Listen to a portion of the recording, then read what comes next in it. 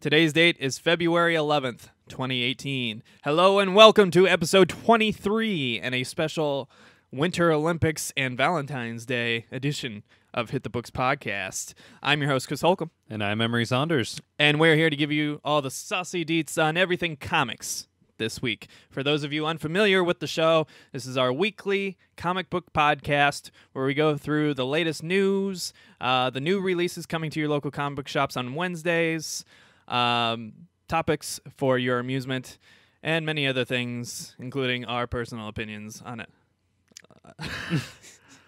Of which we have many. On several topics. So, if that sounds like a good time to you, we would really love it if you could hit like and subscribe down below, leave us a comment. It really does help us out and push us closer to our goal of getting our vanity URL, which you cannot get on YouTube without a certain number of views and subscriptions and whatnot. Not yet. And that would make it so much easier for us to share the podcast. Oh, yeah. For those of you looking for an easy way to share a podcast, you can always go to our website, htbvids.com, where we have buttons on the homepage that take you straight to our YouTube channel, our Stitcher feed, and our iTunes feed. So feel free to use that if you so choose. And there's plenty of other stuff on the website if you want to keep yourself entertained. No advertisements on the website or anything, so you don't have to worry about pop-up ads or any kind of nonsense like that. So, oh, yeah. it's a really easy, convenient way to get to all the content you want from us. So, Emery, what have you been reading? Ooh, this week I've read quite a lot. You've been a busy man. A little bit. To start, I got to read issue 2 of Rogue and Gambit. And I got to tell you, this second issue feels a lot like the first issue in that at the beginning, it feels like we were just reading couples therapy. Mm-hmm. And then towards the end, we remember that this is a comic book, which is kind of weird considering that the first issue already did this, and it's like we're progressing the story, but basically doing the story structure over again, which is really weird. It's really weird. Yeah. So it's still kind of a romantic comedy in the making? Pretty much. A romantic comedy between two superheroes who have been off and on for what feels like since the dawn of time. Mm-hmm. Hot. Next, we have X-Men Red, number 1. And I gotta tell you, this one, I am torn. I am torn between really wanting to know what happens with the story because the premise is solid and wanting to just out and out hate it because the art style just doesn't jive with me at all. Really? Yeah. What's the art style like? The art style, it just seems very non-expressive in a lot of places, and also it tends to there's this thing that I like to call the endroopening. It's like intentionally lowering the boob, I guess, is what I feel is happening. Okay. And you know, this wouldn't be such an issue if it wasn't so... Maybe superheroes don't like to wear bras. Okay. Okay. Maybe you should just let the boob be free, Emery. Maybe let's let the boob be free, but let's put it in its proper place. Oh, so you mean not in the groin? Yes, please. Oh, okay. I guess that's reasonable. It's like, if you don't want to wear a bra, that's fine. Just, you know, like put the boobs where they belong and not like a few inches too low. That's all I'm asking. Okay. Yeah, that's like my one like big gripe with this. Boobs too low. Got it. Yeah. Well, yeah, boobs too low. Forevermore, that will be the boobs too low comic for me. Boobs too low and faces not really expressing much. It's jarring because before reading that, I read Phoenix Resurrection issue 5, which I also got to tell you, there's something about this whole, we really want to bring Jean Grey back to the forefront, has become more and more apparent with things like X-Men Blue, Jean Grey getting her own title already, and then X-Men Red, which is basically just another Jean Grey title with other people in the fucking background. It's like all Jean Grey all the time, except this time we specifically came up with a story in which we have her tell the Phoenix to fuck off. Squaw is actually a line in this fucking book.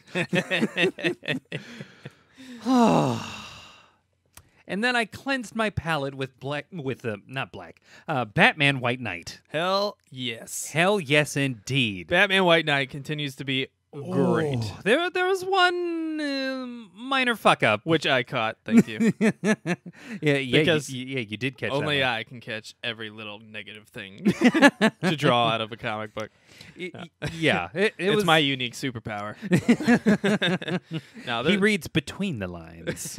There was one accident, I think, from the artist who also happens to be Sean Gordon Murphy. So, yeah, it's on you, Murphy. Next move. There's a panel where they show Bruce Wayne in a robe, and you can clearly see his bare chest. And then, like 4 panels later, you see him pull apart his robe with the bat suit underneath it, which is up to his neck. Which I think would have made sense if, he had been wearing a skin suit over top his bat suit. Although that would have just looked weird, him ripping off his skin to reveal a bat suit underneath. Yeah, I think it's because he's always Batman. I think it's just Murphy was working fast and hard and didn't realize, oh yeah, this other panel, I didn't draw anything there. I should probably redo that. Yeah, either that. It would have been an easy fix too. He just put one little line and then color it gray, and it would have solved the problem. Yeah, this might have just been an issue of maybe wanting to write something off as, oh, he changes real quick. Yeah, but obviously that's not an actual problem. That was just me joking about that an oversight. Yeah, that was catching a minor slip-up in what is still a stellar title. Yeah, this comic is still getting better. Oh, with my every God. issue, and I don't understand how. How do you keep this kind of momentum going? Right. And I'm hoping there isn't some big letdown at the end, but this is still by far my favorite Batman story. This is the most intrigue and excitement I've had in a single Batman book I think I've ever had. Yeah, and I'm trying to think back. Like Batman, Long Halloween. Yeah, that was it. Batman, Hush, Gotham by Gaslight, Death of the Family, Nightfall. I mean, there's so many great Batman stories out there, but this one is just, I think it trumps them all. Yeah, this one has managed to basically take all of that lore, be honest about it, and turn it on its head. And still have an underlying plan that's going on in the background. It's like, is it gonna happen? Is it? Are they playing with us? Is he messing with us? Oh man, it's gonna happen. Oh shit, buddy. But yeah, I love it. I love it. It's so good. It's outrageously good. It has no right being as good as it is. Literally has no right being this good. Especially among a bunch of DC comics that are, unfortunately, for the mainstream comics, not the side stuff, but the mainstream issues that are still in the current, post-convergence universe. Yeah. They're terrible. We'll get to that later, but there are some really bad ones. going on right now, and I think Marvel kind of has the same issue. Where their side books are really good, but their main storylines are getting pretty scattered and bad, and it's not executed very well. Can't handle the weight of everything that they're trying to do. So, yeah, Batman White Knight. If you're not reading it by now, I pity you. Right. You need to get into this while it's still going to get the full experience and excitement, because it is outstanding. It is Sean Murphy's best work, in my opinion, and that includes his art. Yeah, this deserves your money. It does. Absolutely. But it's worth every cent. For a premise that you didn't like to begin with, that I thought was kind of interesting, I had no idea that I was going to be let down so hard with Nightwing: The New Order. Oh no! Its final issue. Oh no! See, I was willing to forgive the premise, and not because it's a bad premise, but because the character they use I don't think is appropriate. But right, this is a title that I was afraid of what they were going to do with this particular issue because of how they ended the last one with spoiler alert, this is a story about Nightwing basically being the progenitor of a fascist regime in which all superpowered people are depowered. Or at least most of them. Most of them. And the idea behind this book is like, what would that world look like? Like, what kind of world would we live in if that were the case, and somehow Nightwing, the title character, ends up having a son who has powers? Yeah. And the classic Karma's a bitch storyline. Right. It's a pretty classic, tried and true story. It's like this is what happens when you take something too far. We end this story in a way that just seems very for kids. Or it's like, we're going to make it so that everything turns out okay in the end. Kind of a neutered storyline. Yeah, it was like this story, for all of its issues, had serious balls to do what they did. But then we go back and reverse it because it's like we realize that, like the idea of Nightwing being kind of a villain in the eyes of so many heroes, it rubs so many people the wrong way that it's like, I know what we'll do. We'll have his son fix it. Now, I'm not saying this is the case because this is a 6-issue, kind of mini-series. Yeah. That I would hope was pre-planned.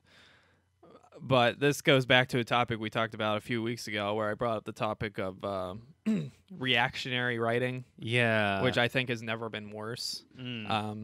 I talked about how every era kind of has its own like unique style and genre and types of stories and stuff. And good, bad, or somewhere in the middle, it's a good thing to retain it in its original form, because at the very least we can always look back at it kind of like a time capsule and see what the thoughts were at the time, what the ideas were at the time, what was controversial, what wasn't controversial, that sort of thing.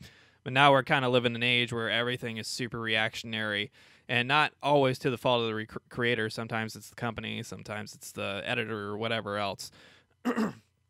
Where because of things like social media, Twitter, Facebook, whatever else, creators are constantly being bombarded by feedback, and let's face it, usually it's negative.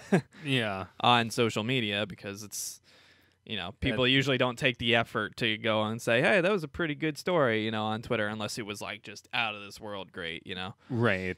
So it's either outstanding or it's bad, according to the internet. Yeah, so there's no like mediary force to kind of keep things in the middle. So all people see are kind of extreme backlashes for a lot of things if they make a misstep. Right. And I think there's that issue of reactionary storytelling now, where you get 3-4 issues in, realize, people really don't like this one premise, or at least the outspoken ones don't like it. So I'm going to completely go safe the rest of the way, or I'm going to flip a coin and go this way for the rest of the time, or I'm going to completely, write in some kind of loophole where it fixes whatever I screwed up or whatever, something like that. And I think that happens a lot, unfortunately, in comic books today because of the reactionary nature. And I wish it didn't. I wish all of these things were written ahead of time. The artists and writers were given a commission to write so many issues, and then when they were finished, they were released, so they can't change them. That's what I prefer.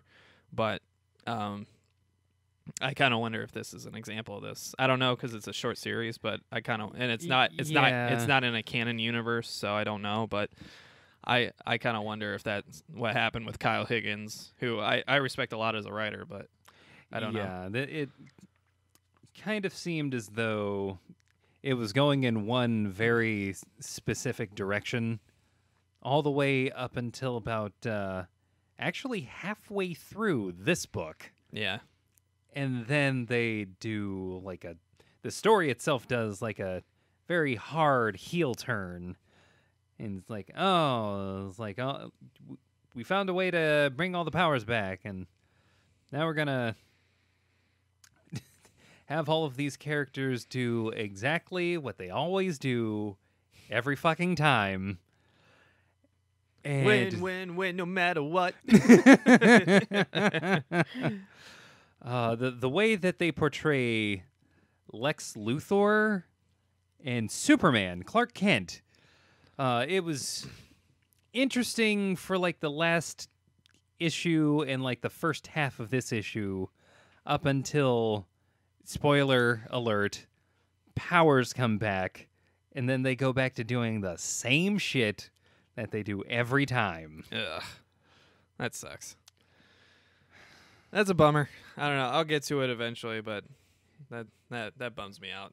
Yeah. Even if I don't like your premise, I prefer that you commit to it and see it through than kind of turn heel and change everything at the last minute to appease a specific audience. Yeah, there was one way in which I thought this heel turn could have been saved, and that was if they had basically done probably the most ballsy thing that they could do with this comic, and that's sacrifice the boy. So, next up, we got some extra books that I added to the stock. First up, from Dark Horse Comics, again from their Berger Books line, which is what the Hungry Ghost thing was from. We have Inca Renaissance by Matt Johnson and Warren Pleece. That's incognito. Oh, come on. It's the same word. Tomato, tomato. A Harlem murder mystery. Number 1 of 5. And the premise of this book is pretty interesting. It looks like it's the 1920s, 1930s. Yeah, it's got a roaring 20s feel. It's in Harlem, and the main character is attending a kind of white socialite party celebrating the release of a book where this kind of was a French white dude is a French white dude is kind of washed up author who's known for being an alcoholic and not writing good books in about 2 decades, and he publishes a book about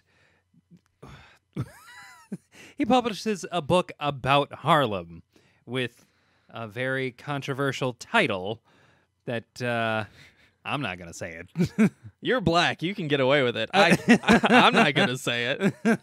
I'm not going to say it because, it's N-word land. Yeah. The minute one person says it, that anyone who... Well, our YouTube channel will get completely blocked out because we're quoting it. But. That's a headache I don't want. Internet, don't you do it.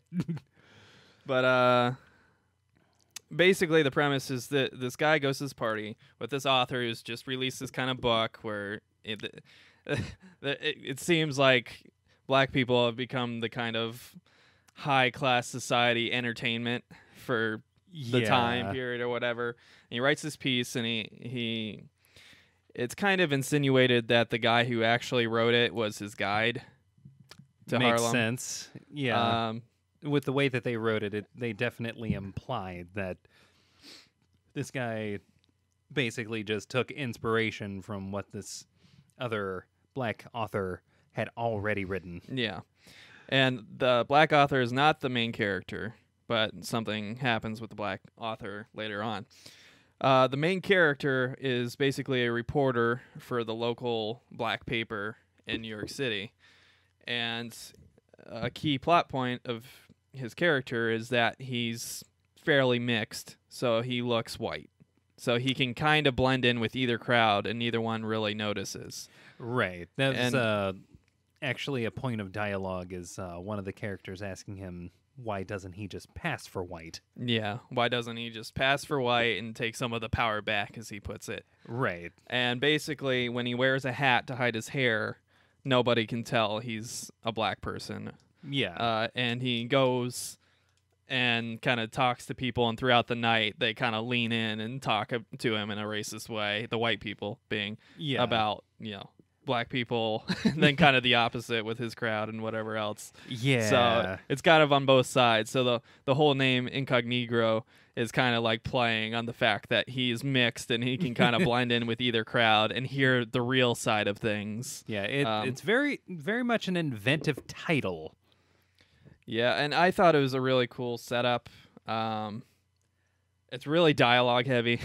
So it takes forever to get through this book, and it's all in black and white, so it's not like really a great feast for the eyes or anything.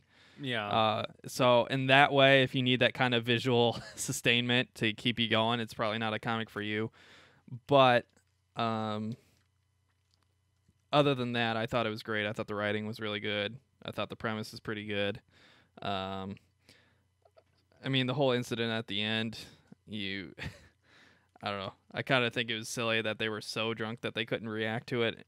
Right. But other than that, there was some pretty good setup, and it looks like it's kind of your typical kind of noir murder mystery take with a kind of edge of like racial commentary on top of it. It's definitely the kind of thing that would make for an interesting movie. It's kind of like what I had hoped Abbott would be. Yes. Which is well done. Yeah. Unfortunately, Abbott from Boom Comics was not quite on that level. They leaned way too hard into one direction. Yeah, so 2 really good back-to-back weeks for Dark Horse Comics. Yeah. With their non-mainline stuff, and I'm looking forward to the second issues of both. So oh yeah. Nice job, Dark Horse. You're getting back in the game. Next up, we had a book from Image called Versus from Ivan Brandon and Asad Rebic. Hopefully I pronounced that right. This one was a surprise to me. Yeah, it was pretty neat, and it's a surprisingly thick book for $4. So That's another cool thing. Thanks, Image. Keep doing what you're doing. But Versus is a kind of... I don't know if I want to say it because it's kind of a spoiler, but kind of not, because it's going to be the premise of the whole book, but it takes them like half the book to show you. Yeah, I mean, the title of it is Versus. Basically, it's like a live kind of space gladiator type situation where these people are being televised, basically having wars in kind of outer space environments. Yeah, the concept of war games like actually being like literal. Yeah. In this case. And there's this kind of the Tom Brady of the Tom for Brady non-US football fans, like the Pele of gladiatorial fighting, who just keeps sustaining his career with artificial augmentation and surgeries and whatnot, and just fighting through. He doesn't want to retire. He wants to keep staying on top. And there's some cool sequences and cool setup. The art is really good. The art is outstanding. Really love the art. I'm just not I think it's just because I don't like sci-fi that much, especially like dystopian sci-fi. Yeah. It always bores me. It's just my personal taste, but I don't think I'm going to pick up the second issue. Not because the writing was bad or anything like that. It's just because it's not to my taste, I don't think. Yeah, the setting, it's not for you. Yeah. Well, how about you? How'd you feel about it? Because of actually being into that type of setting, I found it very provocative. Ooh. I mean, like, I have never seen a more subtle allusion to the nature of being a sportsman than in this book. That's basically what this title is. Like, the sci-fi setting is a backdrop for a story about an athlete who doesn't know how to do anything else. An athlete who's literally stuck in that career, even though it's probably literally killing them. Yeah. And when he retires, which he won't do, it will literally kill him. Yeah. Yeah, it's just an interesting way to convey that type of story that that's what I'm picking up from that, is that like this is a cool way to tell a story about an athlete who's probably going to die playing the sport. Yeah, and I thought some things in it were framed really cleverly and really like humorously. Yeah, where they have to take a break right before he's about to murder the other guy for a commercial break. Oh yeah, and then if the other guy starts to move and he gets penalized. I thought that was really cool, or really funny. Hold on, substitution. Yeah, and if they cheat during the commercial break, they get like disqualified and everything, which probably means death. Who knows? But it is War Games. It probably does mean death. Yeah, it was. I thought it was pretty cool. I thought it was really clever, but it wasn't to my taste. So unfortunately for me, I probably won't pick up the issue. Will you be picking up the next one? Oh, yeah, most definitely. Cool. Next up, we had the third issue of Witchblade. Is it the third or fourth? Nope, this third. I was right. Hooray! But for those of you unfamiliar, this is the reboot of Witchblade, which was one of our top 10 comics of last year. Yeah. Really good artwork, really good writing, and it's not the exploitative kind of boob comic it used to be. Thank God. It's really, really good from Image Comics. And the third issue, I thought, just kept right up with the great things it was doing in the last two issues. So, great premise, great setup. In this version of Witchblade, instead of being a detective, she's a kind of journalist and like a counselor, like a tragic event counselor. Yeah. So she kind of does a kind of public servancy, kind of like public writer type thing. Which kind of gets her sucked into some dangerous situations, and then you add the kind of paranormal element of the Witchblade device to it, and it becomes a really cool setup and a really cool premise. So, once again, I thought this issue wasn't as good as the other two, not because the content wasn't as good, but because the content was just kind of light. Like, I didn't feel like a whole lot happened this time around. Yeah. I was expecting a little bit more story and a little more to push forward. But they set up for the next issue to be really good, which I think is cool. So, Witchblade's another one of those comics which I think is really great and a really good rendition and kind of revamping of an old, kind of tired and kind of outdated book, which is what Witchblade used to be. So, really cool. Caitlin Kittredge and Roberta Ingranata, both still killing it. Yeah, I'm gonna go out on a limb and say, this is what Witchblade should have been. Mm-hmm.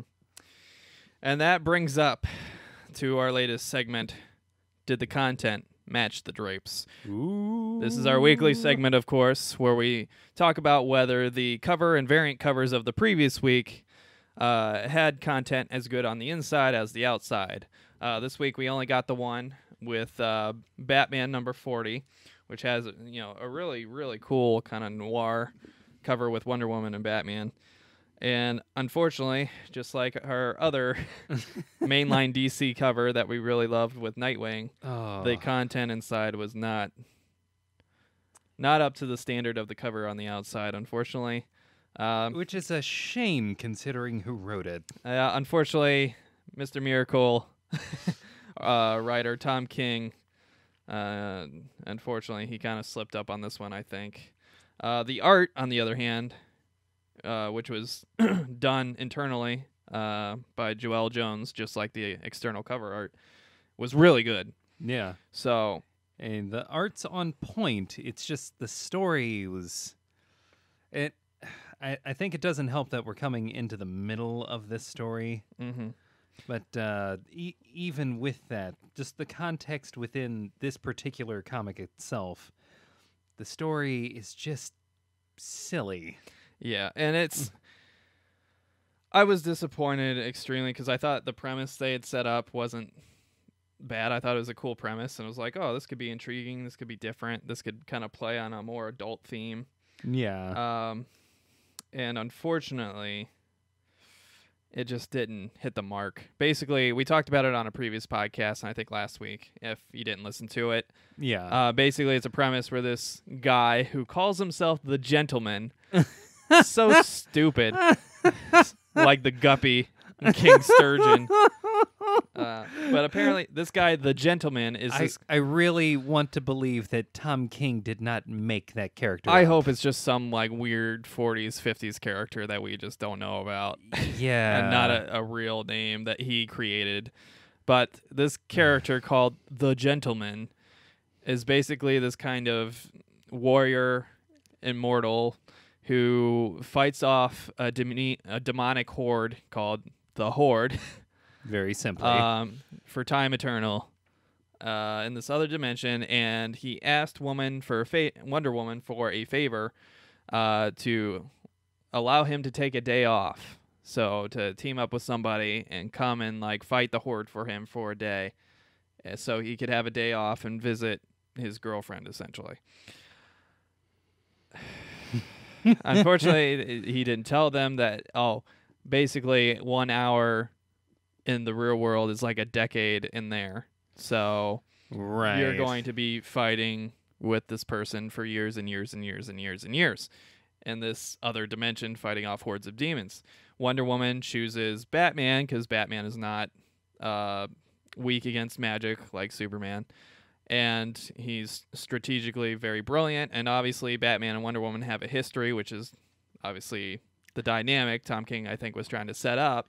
Where they have kind of a romantic history, kind of a fleeting, flirtation that went a little further and sometimes didn't. And for those of you who don't know, it's a spoiler, but it's like an old spoiler. Batman asked Catwoman to marry him. So yeah, that was from Batmanual. He goes he goes and fights these hordes with Wonder Woman for years and years and years and years. He wants to give in and kind of to his romantic instincts with Wonder Woman, but no, I don't want you to read this, so I'm going to spoil it. Spoilers if you're going to read it and you're worried about it. He doesn't give into it after 40 years. Come on, man. They don't even know that this warrior guy is going to come back, and he stays dedicated to Catwoman for 40 years. Next to Wonder Woman, who is a woman he has been with for a long period of time in the past. Yeah. So I thought that was kind of silly. And then when they talk about his concerns, let's see here. How many years was this? After 31 years. 31 years. The first thing he says is, I miss my dog. Oh. This is a man with a wife, a future wife. This is a man with children. This is a man. 4. He actually has 4 fucking sons, and kind of a daughter if you count Barbara. Kind of loose surrogate. Yeah, and the first thing he thinks about is the dog, who would have been dead after 30 years. It's like, do I miss like my first adopted son? No. Do I miss my second one who died and then came back? No. Do I miss the third son who came in and helped me not be the absolute worst? No. Do I miss my biological son who actually was the worst until I helped him? Well, no. Until my other son helped him while I was playing dead. And then I came back to continue where my first son left off. No. I missed my dog? I missed my 30-year-old dog. Oh. Tom King, what were you thinking? Yeah, so it was really dumb. I didn't like it. And then finally Catwoman figures out that this guy had lied and that they were really fighting for years and years and years, and that there's a good chance that they were going to end up dying because they're just so worn out and tired and have just hopeless. been doing it for years. Yeah, so it's the premise of the book, and I'm sure the advertisement was a total cock tease to fans that were looking for some kind of depth, and then they just kind of like your Nightwing book, just kind of like said, nah, we don't want to deal with that drama. We're gonna make everything work out in the end. Yeah. So this individual issue is not good.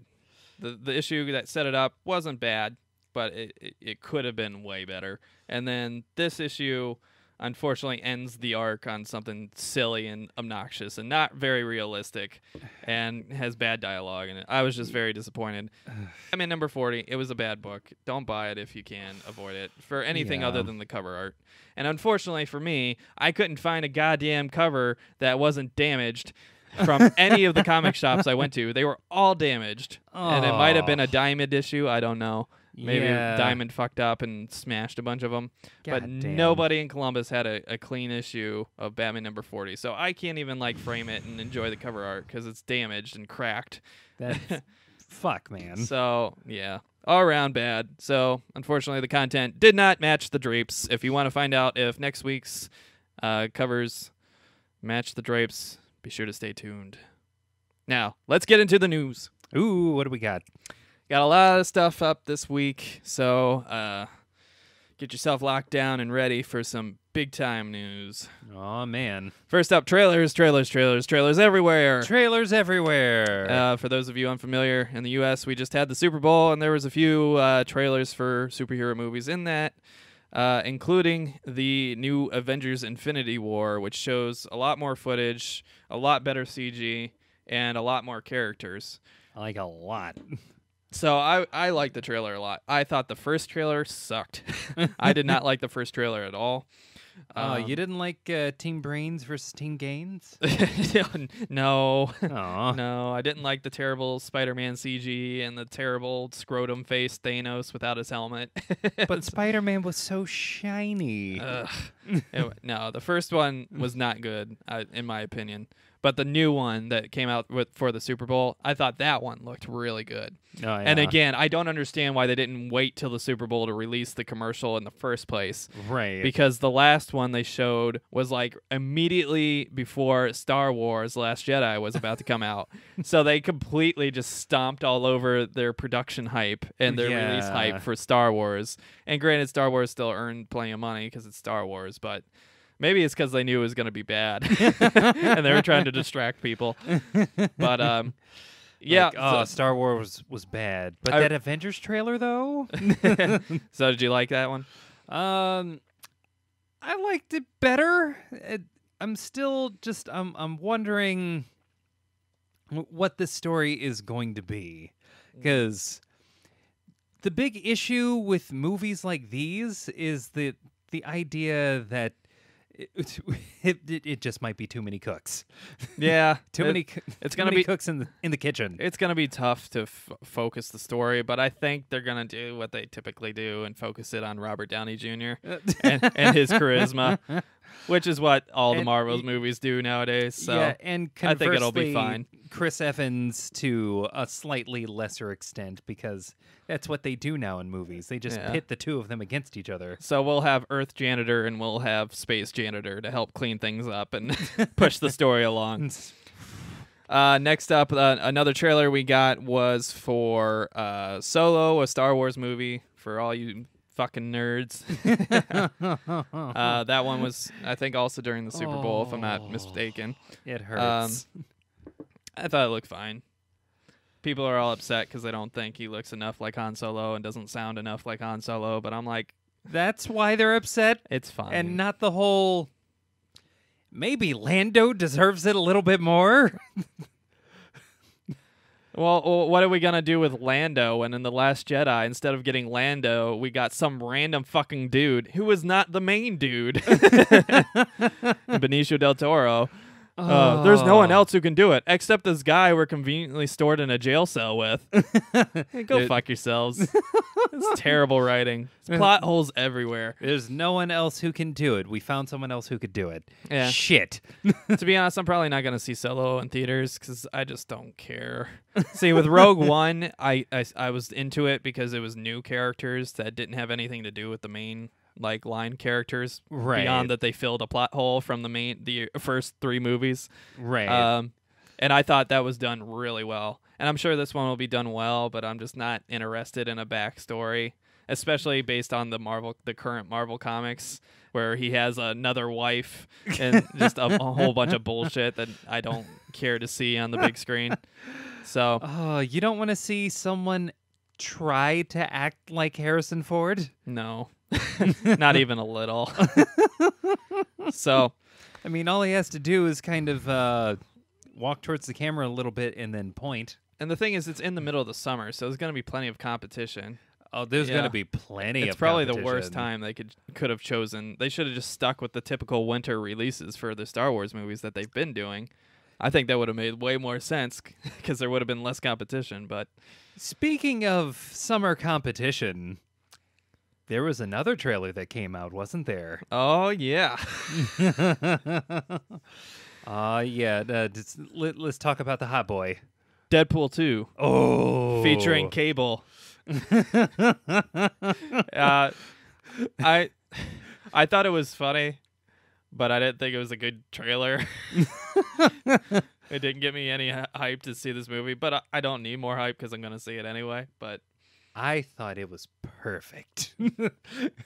Basically, the gist of the trailer is you see Cable wrecking shit and being all dramatic in the future, and then they cut to look, and then they zoom in on his arm, which has not been CG'd. It's just like a green sleeve. and then in classic Deadpool form, he makes a very relevant joke. Let it rip. Like, what? Wait, hold on. What an ass? What the fuck? Why is the CG not there yet? It's not like we're trying to get rid of a fucking mustache. Boom. Shot across the bow at Justice League. Oh my god, the shade. The shade was so dark that day. And he's not wrong. He's not fucking wrong. But then they go into this little sequence where he plays with action figures in a dollhouse while they finish editing the arm, and then they show the arm, and it looks cool. Which is totally something Deadpool would do. And of course, they're bringing back Colossus and the little buzzhead kid. I don't know her name. You'll remember it and forget it just as quickly. The goth girl, whoever she is. I just remember I saw recently a picture of a hug between Colossus and Deadpool. He's grabbing Colossus's ass. ass. Thick. Back-to-back weeks of thick. Very nice. It's all about the dude butt. But yeah, that was. I'm totally down. You don't have to sell me anymore. I didn't even need the trailer, and I was sold. I think that's the thing that we learned is that we really didn't need to be sold anymore. We're already on board. We didn't see much Domino though. No. I thought we were gonna see her a little bit more, but yeah, I mean they've been like showing like little bits and pieces in like each of these trailers. Yeah, but I think the closer we get to May, the more that we're gonna see her. Yeah, so totally down for that. And then the last trailer I wanted to talk about. Obviously, there was another Black Panther trailer, but we've seen like 6 million by now, so it wasn't any different than the others. Just had a different soundtrack to it. Quit spoiling the movie. I just want to see it. It's coming this weekend. Next up, we finally got the Venom trailer that they were supposed to show at that big hype event where they had the big artificial audience, and Tom Hardy showed off his shirt in a still shot where he's looking at a notebook. About that, did we get a Venom trailer? Because we got a sweaty Tom Hardy commercial. That's what we really got. We got a sweaty Tom Hardy commercial and a scene where we see some like black goop just swirling around. Yeah. So Venom. Yeah. This is what we got so far, folks. They're trying to make some hype for this movie, but they're just falling right on their face. They're banking on the guy who became a Bond villain in the last Batman, like the Dark Knight trilogy movie. Yeah, so it's premature. That's what it is. It's premature. You guys weren't ready, Yeah. and you tried to show what you could because everyone and their fucking mom laughed at you for not showing up with anything in your Brazil. own hype event. Oh my god. Yeah, so it wasn't good. No, so it was not. I think they should have just waited. I think the movie's gonna be fine, but I think they just should have waited. Yeah. Let it develop, and then put out the trailer when you need to. Right. Not in the middle of Black Panther week, and in the middle of fucking Black Panther week. That's what is it with these companies and just being completely oblivious to competition? It just doesn't make sense. No need to compete in-house. Next up, we have the Ninja Turtles finally making their DLC appearance in Injustice 2. Oh, yeah, boy. And we finally have an answer for how they're going to work. Apparently, they're each kind of individual characters. So when you pick a Ninja Turtle, you pick which one you want, and each one kind of has their own style. Yeah. Obviously, Michelangelo with his nunchucks, and Raphael with his sai, and Donatello with his bow staff, and Leonardo with swords. So I'm 100% sold. Oh, yeah. And now that all the characters are out, we can finally do a review. Oh, you damn right. Yeah. So I think they look cool. Spoiler alert for the review, I'm not a fan of the whole gear system. And I'm kind of curious how they're going to do gear on the Turtles because I haven't seen that yet. But I've seen it.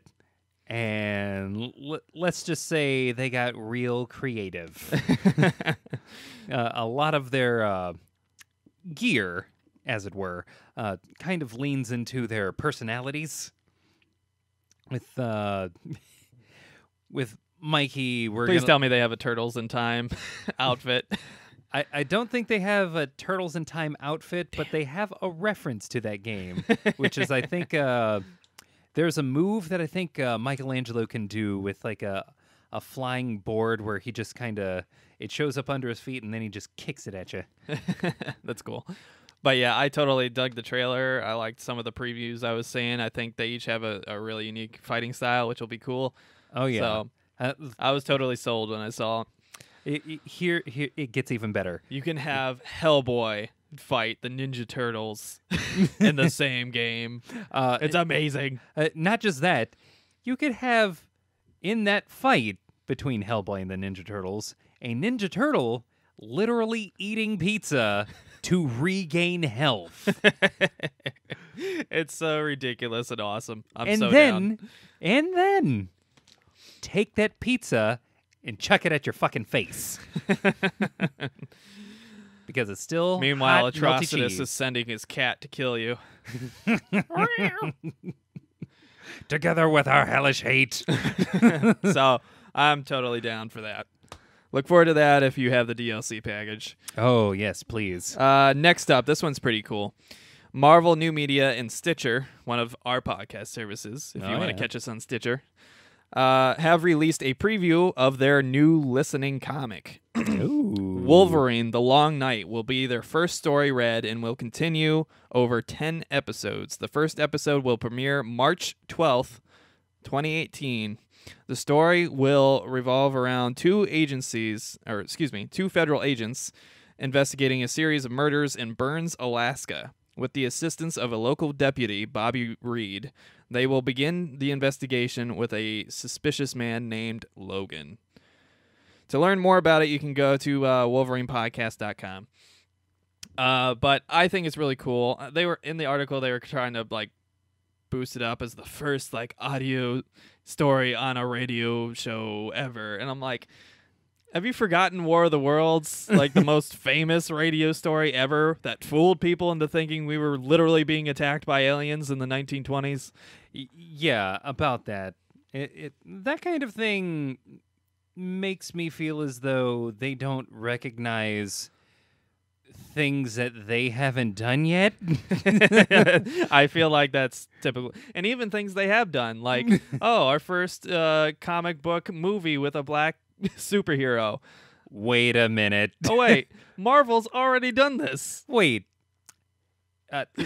Wesley Snipes, why are you so mad? We were just talking about the first Black. Oh, Did you forget to pay your taxes again? Oh, no, wait. you were fucking Blade. That's right. Who ruled the late 90s and early 2000s. Right. We had you come out in 98. Holy shit. It's almost like we completely forgot about you. And that's just in Marvel. So, I thought that was kind of funny. Oh. But, yeah, I think the premise sounds really cool, and obviously I'm a huge podcaster as far as listening and hopefully future participating. But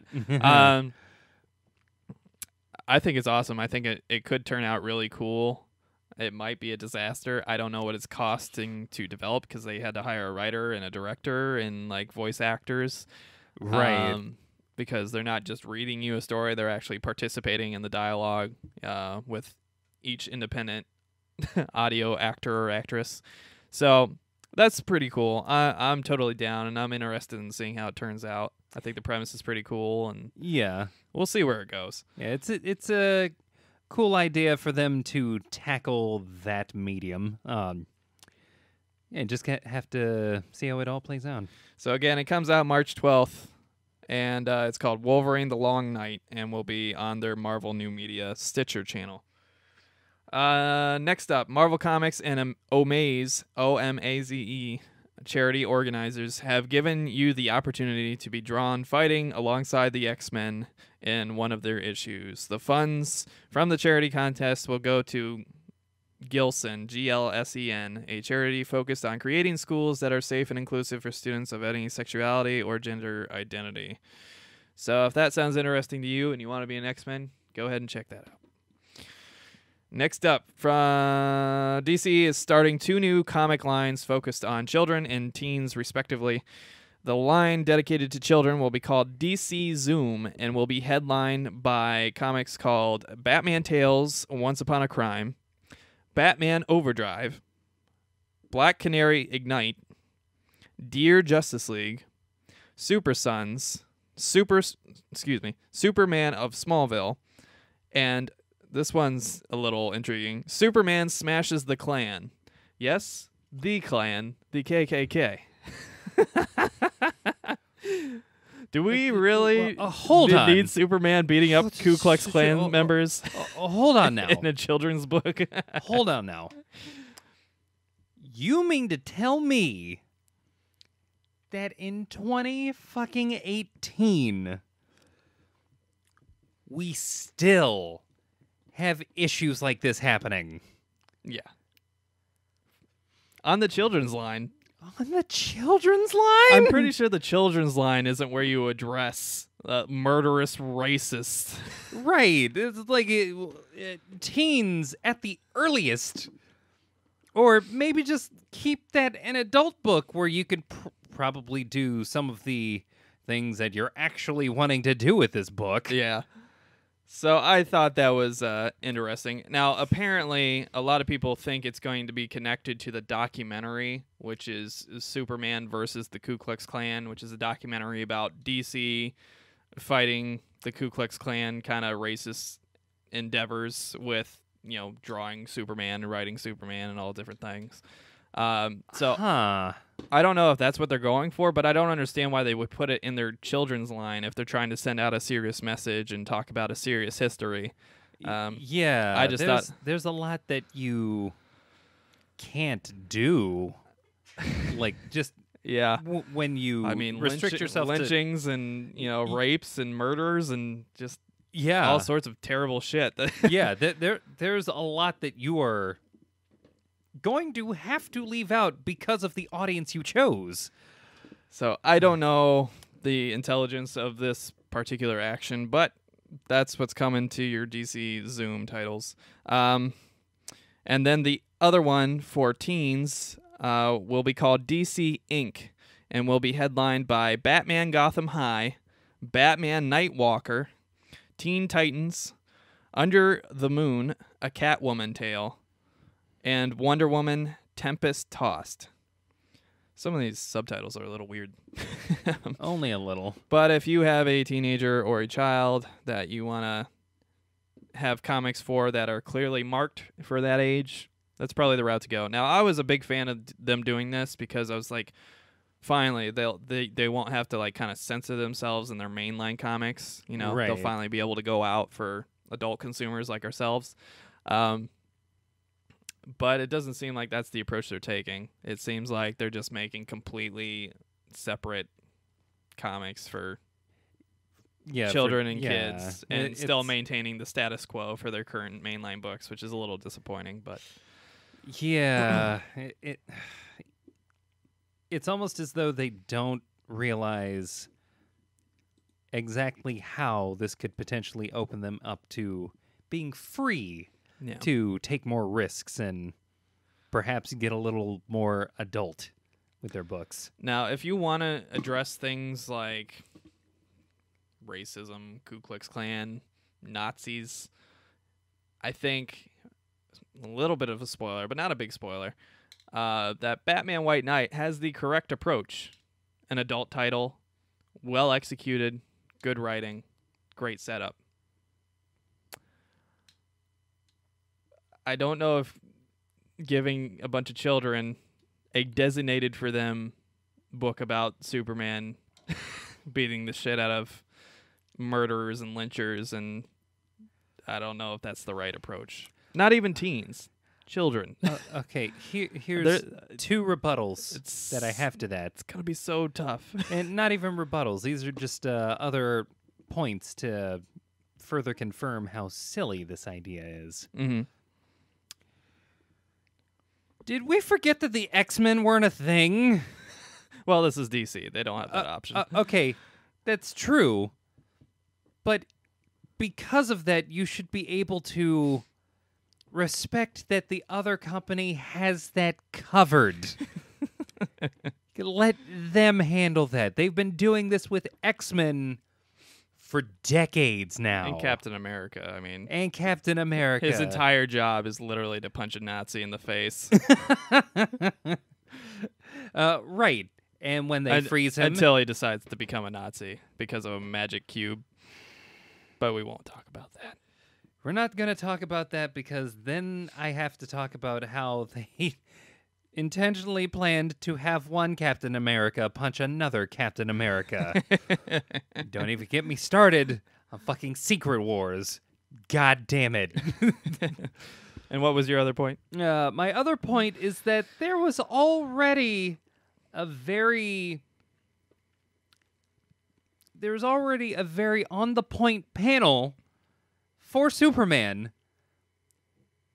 And this is having to do with every form of hate or discriminatory bias. He literally says any person who engages in that kind of behavior, that behavior is simply un-American. We already have that. America. Yeah. So I don't understand why they're going back and doing this when we've already done this well enough. Just bring that page back and remind people. yeah. I don't know. I just think it's a weird choice to put it on the children's line of all things. Right. You know, something as serious as the KKK, you're gonna put in the children's line? Right. This doesn't make any sense. Yeah, you're just gonna have them punching ghosts. Oh, spooky! Superman, save us! Yeah, this is Superman. I wonder if they're gonna be like the Charlotte KKK with like Lowe's tiki torches and like looking like Mormons and with tech glasses. See, here's my question: is Superman going to kind of be afraid of them because apparently the KKK has grand wizards in their group? Oh no, he's weak to magic. He's weak to magic. Oh no! See, shit, here's boy. the real question: is Superman accepted by the KKK because he's blue-eyed and white, or is he too much of an alien? He's not from around here. Alien sniffing up all the white man's hair. I'm very confused. I'm very conflicted. He's white and powerful, but he ain't from around here. He ain't from around here. He came across the atmosphere and is taking our jobs. He's an illegal alien. I don't know how to feel. He's not from one of those shithole countries, though. Oh, no. I said it. For those unaware, I quoted our president-elect. Oh, it hurts. Yeah, but he's also not from Norway. What are we going to do? I don't know. It's a very confusing time for us right now. I don't know, Jib. Let's go have some secret gay butt sex. It's not secret if you get shouted out, Obadiah.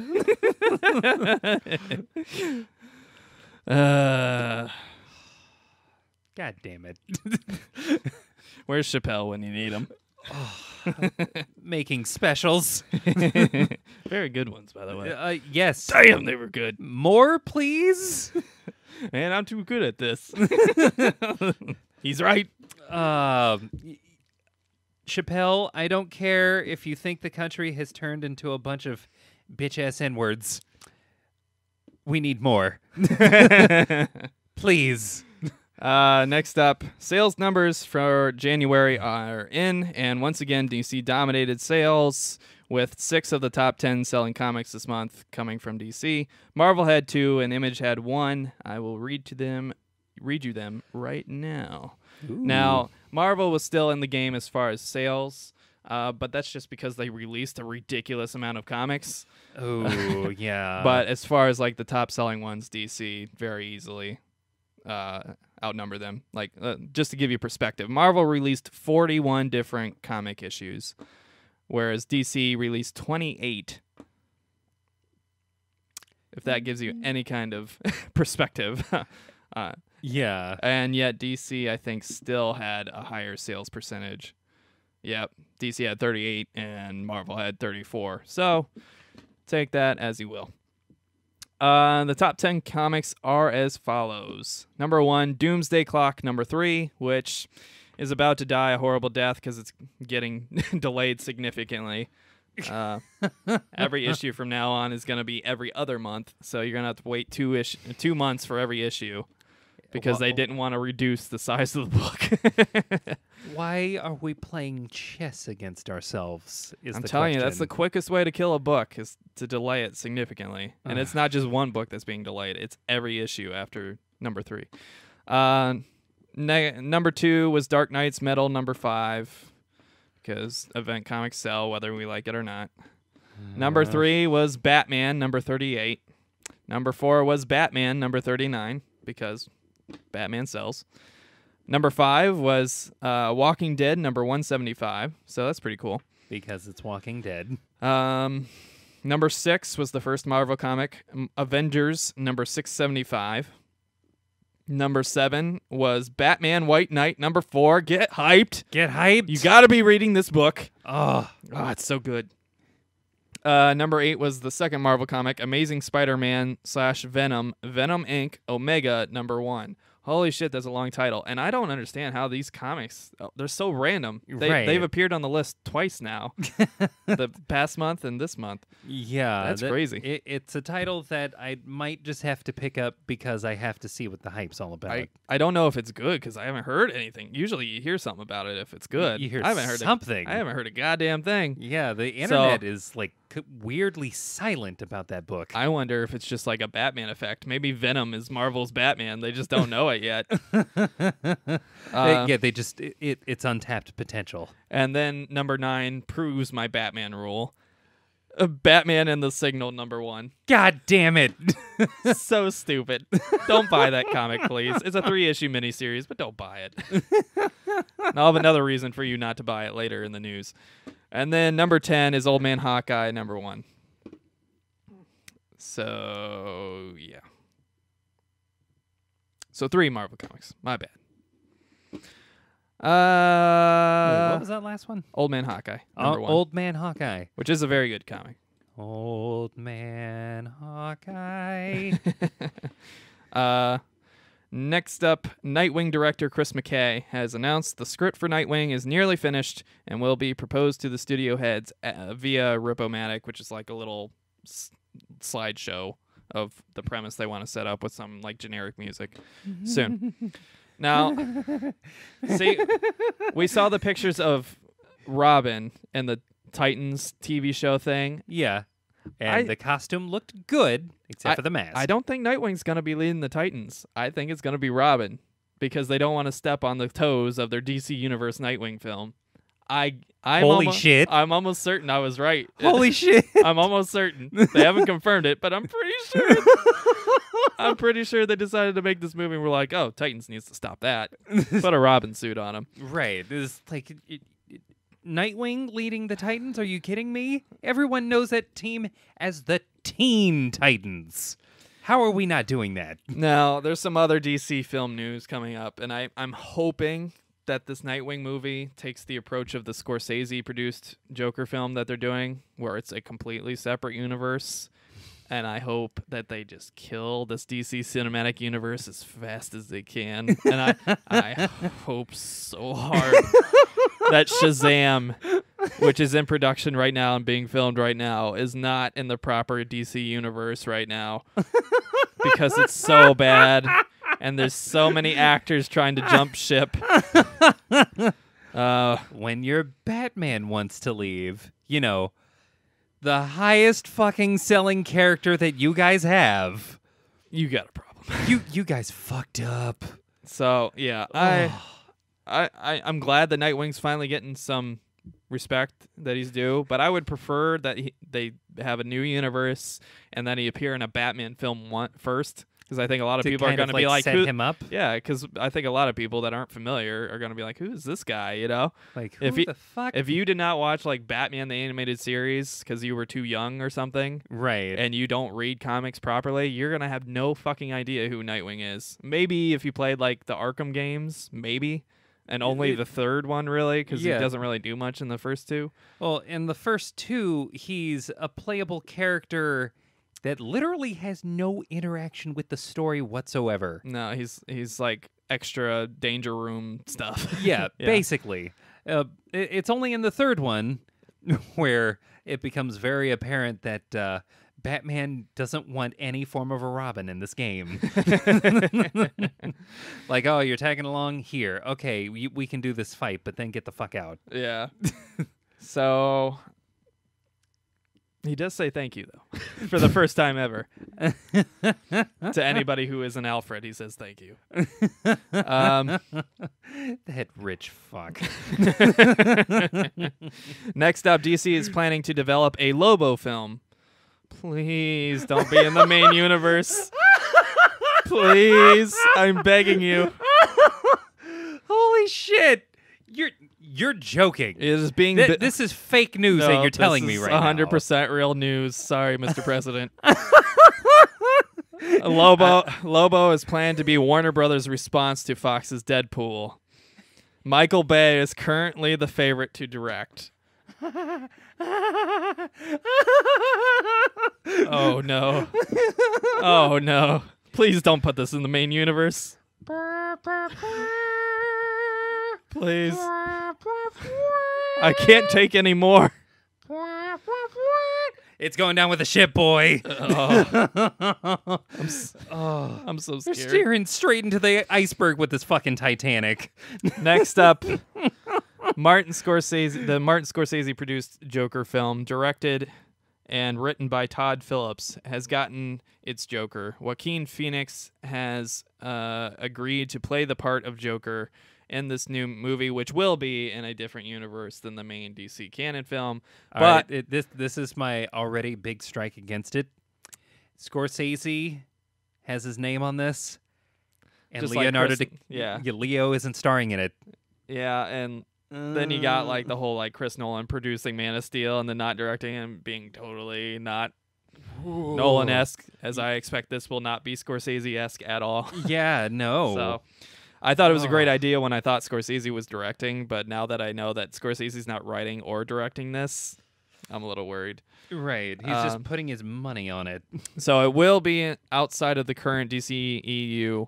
However, it will not affect Jared Leto's future roles as Joker.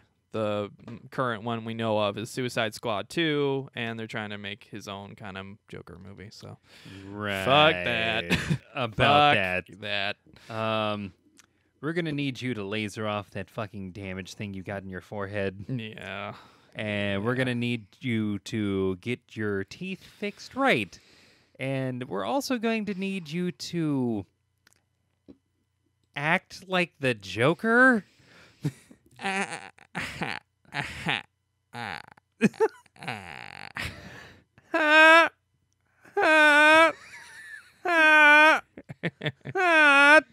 Oh, God. Damn it. DC cannot destroy this universe quickly enough.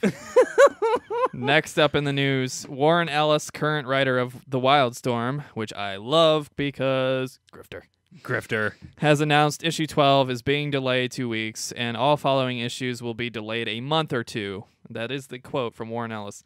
Due to delays in writing. He said he didn't even have the script finished for the next issue. You can expect issue 12 on March 7th. Like I said, there's no quicker way to kill a fucking book than to delay it. And not only delay it by like a week, but I mean significantly and repeatedly. So I'm really worried about The Wildstorm because it's a good book. And now it's going to go right in the garbage because it's not going to be on the shelves. This is...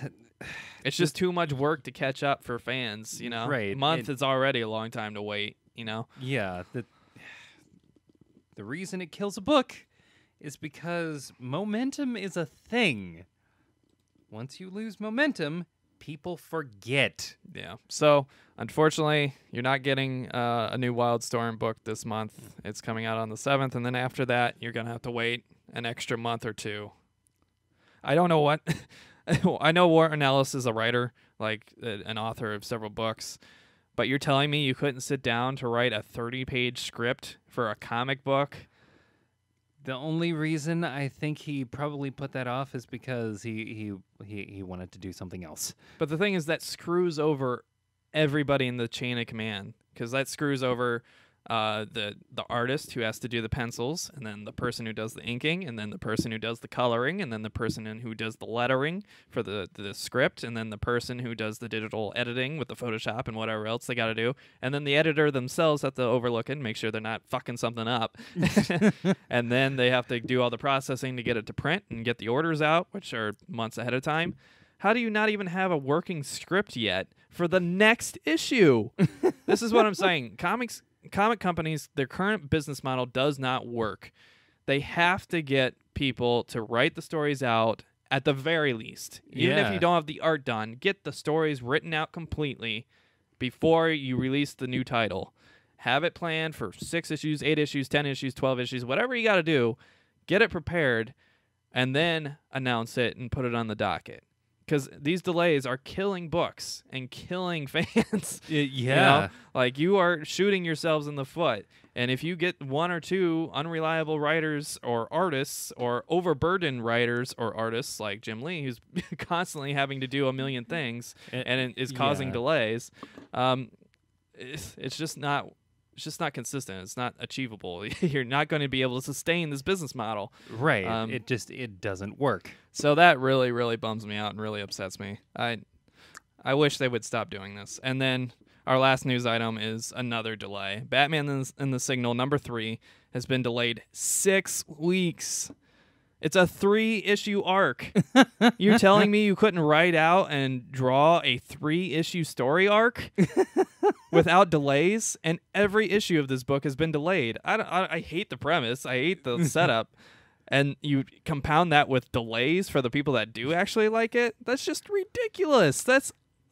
You can't do obscene. that. So it will now be released April 18th.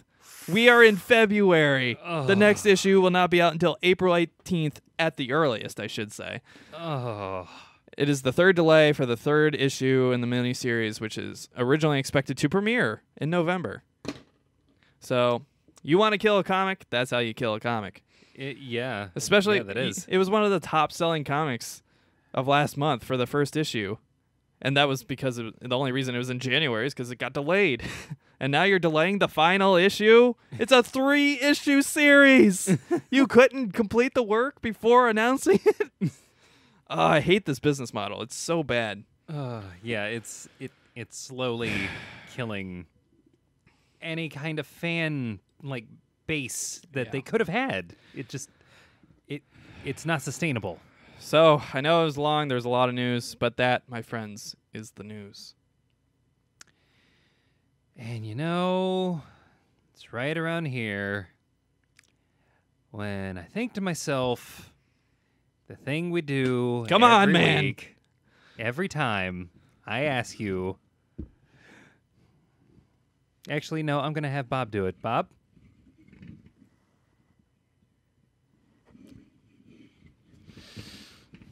All right, Bob. You're killing me right now. Bob, just say it. What comics are we hitting up this week? Well, Bob, I thought you'd never ask. Goddamn. First up, from DC Comics, we have Action Comics number 997. Oh, man. Yeah, we need to stop doing this huge numbering. Please. Yeah. I think 1,000 is good, and then we should just restart with number 1. Right. That would be wonderful. Next up, we have Batgirl and the Birds of Prey, number 19. We have Dark Knights Rising the Wild Hunt, number 11. They really got to stop with this Dark Knights metal thing. Please stop. Then we have Dead Man, number 4. We have Detective Comics, number 974. We have Gotham City Garage, number 9. Not a good comic. Don't buy this. Cool covers. Inside is horrible. Then we have Hal Jordan and the Green Lantern Corps, number 38. We have Justice League of America, number 24. We have New Superman and the Justice League of China, number 20. We have Ragman, number 5. We have Red Hood and the Outlaws, number 19. We have Scooby-Doo, Where Are You, number 90. Now, this is the type of book I thought was going to be in the DC Zoom launch. Right. That's where it belongs. Not Superman versus the KKK. God damn it. Then we have Scooby-Doo Apocalypse, number 22. We have Shade, the Changing Girl cross Wonder Woman, special number 1 to round out the goofy Doom Patrol side books. Yeah. Where we have Superman as the milkman, Batman as the priest, and Wonder Woman as like the stereotypical 50s domestic housewife. Cleaning lady. Next up, we have Sideways, number 1, which is one of the new era of DC heroes featuring new and diverse characters. Let me read you this synopsis. Now, it's already not starting well because the name is Sideways. That's the character's name. Really? I thought that was the name of a movie starring Paul Giamatti where he gets drunk a lot. Sideways is not a noun. Sideways is an adjective. That's like naming a character Dark. If you don't understand how ridiculous this is, please just fire yourself, current editor of DC. Dirk. You couldn't think of a better name than Sideways. Dirk Steele. No steel. No steel. Just dark. Dark. That's what this is. Sideways. Ugh. So beyond the stupid name, during the events of Dark Knight's Metal, not a great start. Nope. High school junior Derek James accidentally fell through a rift into the dark matter dimension. Now, as Sideways, he can create rifts in midair to leap through dimensions at will. But with that much power comes great liability. And cracks are starting to form in the fabric of the space-time continuum. So, yep. Not a great premise. Hopefully the book will be good. We're going to pick it up because we want to support the new era of DC heroes. Because we think they're doing things the right way. It's just a matter of quality now. And right. Dumb names. Right, that's the only thing. But we'll see how this works out. Hopefully it's good. Next up, we have Suicide Squad, number 35. We have Supergirl, number 18. We have The Flash, number 40. We have Titans, number 20. We have Wildstorm, Michael Cray, number 5. We have Wonder Woman, number 40. You know, maybe we wouldn't have delays with the Wildstorm if we didn't have a sub-issue called Michael Cray with a character nobody even cares about. But we have to develop the character. You know what's Cray? That's Cray. From Dynamite Entertainment, we have Barbarella and 17 million boob variants. Number All of 3. them. We have Hack and Slash versus Vampirella. And, of course, several scantily clad boob variants. Number 5. We have Killer Instinct, number 5. We have Robin Hood, The Curse, number 2. We have Sheena, number 6. We have Vampirella, number 10. We have Xena, number 1. Yeah. Lucy Lawless on it. From Marvel Comics, we have Avengers, number 680. We have Ben Reilly, the Scarlet Spider, number 14. We have Cable, number 154. We have Captain America, number 698. We have Doctor Strange, number 385. We have Marvel 2-in-1, number 3. We have Miss Marvel, number 27. We have Old Man Hawkeye, number 2. Get hyped. Oh. We have Old Man Logan, number 35. We have Star Wars, Darth Vader, number 11. We have Star Wars, Poe Dameron, number 24. We have Star Wars, Thrawn, number 1. We have The Amazing Spider-Man, Annual, number 42. We have The Amazing Spider-Man, Renew Your Vows, number 16. We have The Despicable Deadpool, number 294. We have The Falcon, number 5. We have The Punisher, number 221. We have The Unbeatable Squirrel Girl, number 29. We have Weapon X, number 14. We have X-Men Blue, number 21. And that rounds out Marvel. Just a reminder from our stats segment. Volume over popularity, apparently. Yep. It keeps happening. That is the method. Also, did I quietly lose my mind, or is a man in a fucking bird costume attacking a demon? Birds! Birds! From Image Comics, we have Angelic, number 6. Oh my god. We have Curse Words, number 11. We have Dark Fang, number 4. We have Death of Love, number 1. We have Invincible, number 144. Oh yeah. Oh yeah. We have the new Kick-Ass, number 1. Oh, For those of you unfamiliar, instead of a Jewish teenager who is way in over his head fighting crime on the streets of New York City, we have a middle-aged black woman who is an army veteran fighting crime in the same outfit as the Jewish boy in New York in the streets of suburban Arizona and taking care of 2 children. Why? Why? Why, for the love of God, do we have this character doing this? Why do we have a trained army veteran taking on the costume of, and quite honestly, inept Jewish boy from the Bronx? And Using sticks! Fighting sticks. In Arizona? You realize there's a lot of space in Arizona. Even like the biggest city, which I think is Phoenix. Yeah. There's a lot of fucking space. You're an army veteran who isn't using the guns that they probably have in Arizona while taking care of 2 children. 2 kids. Not 1. Not even just 1. 2. Mark Miller, Are you still on the planet Earth?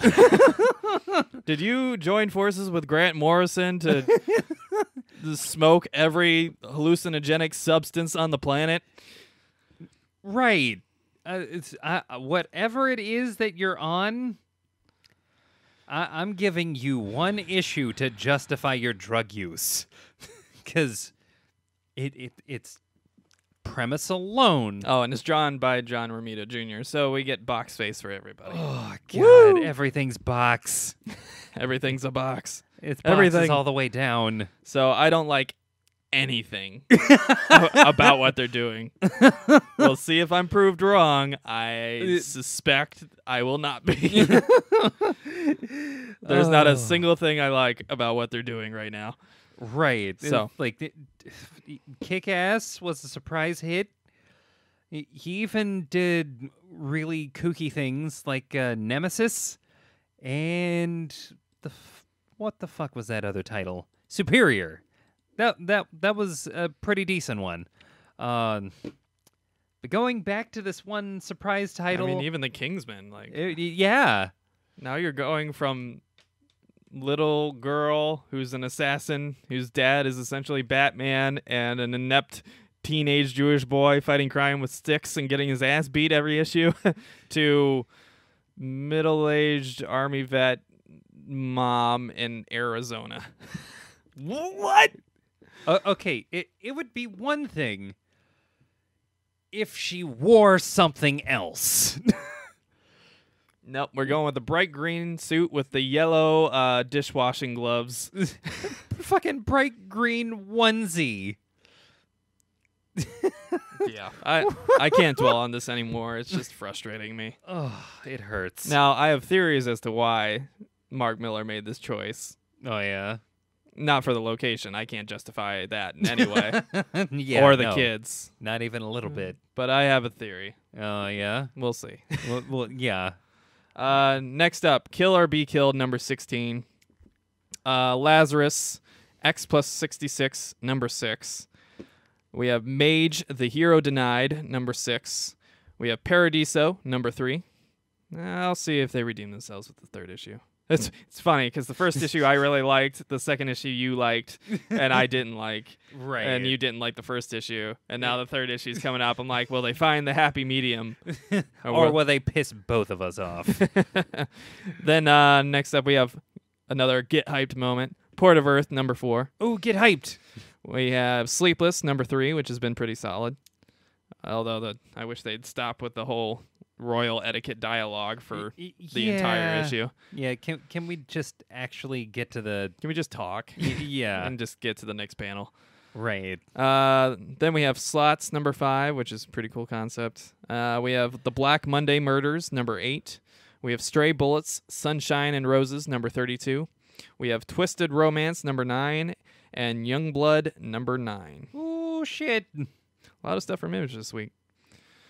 From IDW, we have G.I. Joe, A Real American Hero. USA, USA. And the Olympics. America. Number 248. We have Goosebumps, Monsters at Midnight, number 3. We have Star Wars Adventures, number 7. And that wraps up IDW. From Boom Studios, we have Grass Kings, number 12.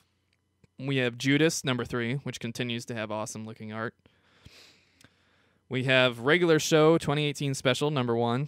We have Rocco's Modern Life, number 3, with another portrait of one of the characters for the variant. Of course. We have Skyborn, number 5. We have The Planet of the Apes, Ursus, number 2. We have The Power of the Dark Crystal, number 11, featuring the Santa Takeda variant. Oh, yeah. Oh, Santa Takeda. She's so good. I actually just started reading Monstrous. For the first time? Yeah. Isn't it awesome? It's amazing. It's so good. Oh. So good. If you're not reading Monstrous, it just started, it's kind of, I guess, second season. Oh, yeah. I think 2 weeks ago or something. It was our cover of the week. But, yeah. Oh, so good. It's so hot. From Titan Books, we have Atlas and Axis, number 2. We have the Doctor Who, the 12th Doctor Adventures Year 3, number 12.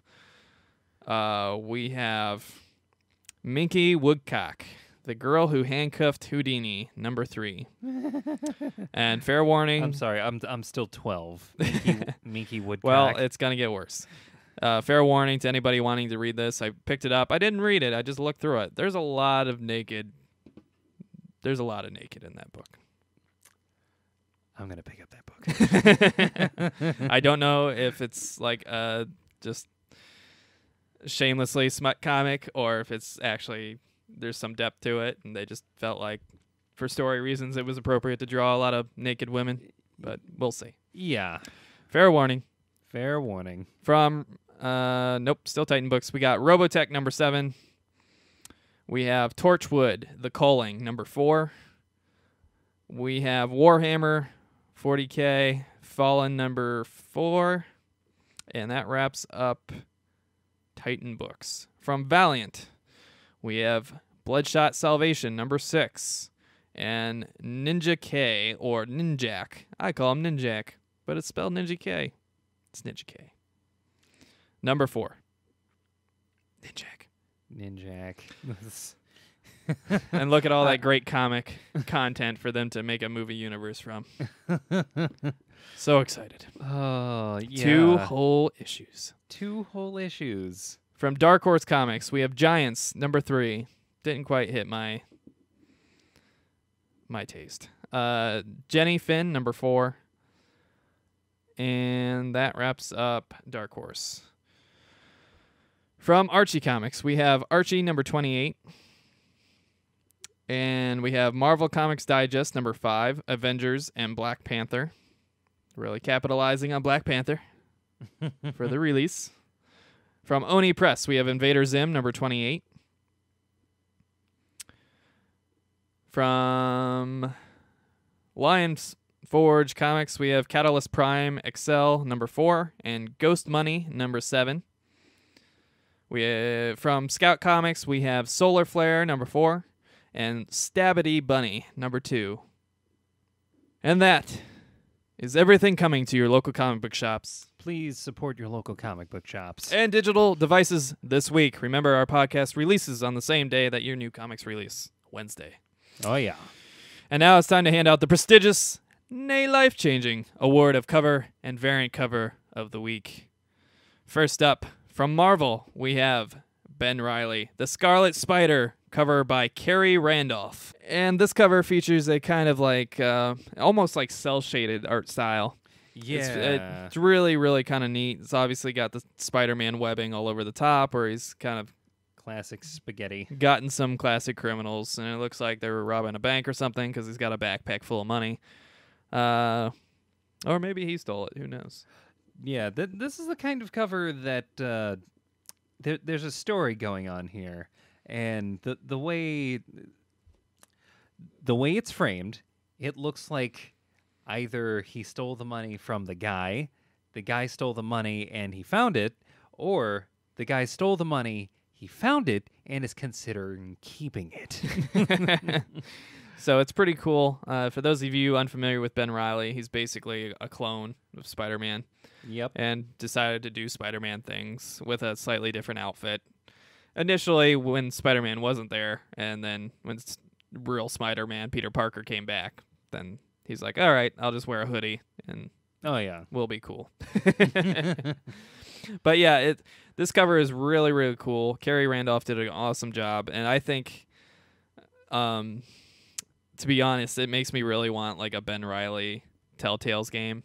Oh, yeah. Because I think Ben Reilly would be perfect. You know, sure, you can make a Spider-Man one, but I think kind of like the Fables Telltale game or like The Walking Dead where they had different characters than Rick. I think it would be really cool to have like Ben Reilly, a Spider-Man tell or something like that. Yeah. For Telltale games. And this art style just clearly illustrates how cool it could look. Yeah. And I think it would work out really well. Yeah, I think that there definitely needs to be more proliferation of media that explore these other Spider-Men because there's so much potential here. Yeah. So I think it's pretty cool. Love the cover. Great job, Carrie. And on that note, we'll go to another individual named Carrie. Different spelling. Both of them spelled in a weird way, I'd say. Carrie Randolph spelled Khary. This Carrie spelled Kaare. And he's Canadian, so maybe it's like a French pronunciation. Maybe it's like Killer. Killer. Or maybe he's just English Canadian and it's just Carrie. It's probably just Carrie. The award of variant cover of the week goes to Action Comics number 997. And this one's done by Carrie Andrews. And this one is just like the perfect over-the-top showing of Superman holding a giant American flag while floating above the city, which I would assume is Metropolis. I literally could have sworn that I heard the 1978 Superman theme the second I started looking at it. Like, and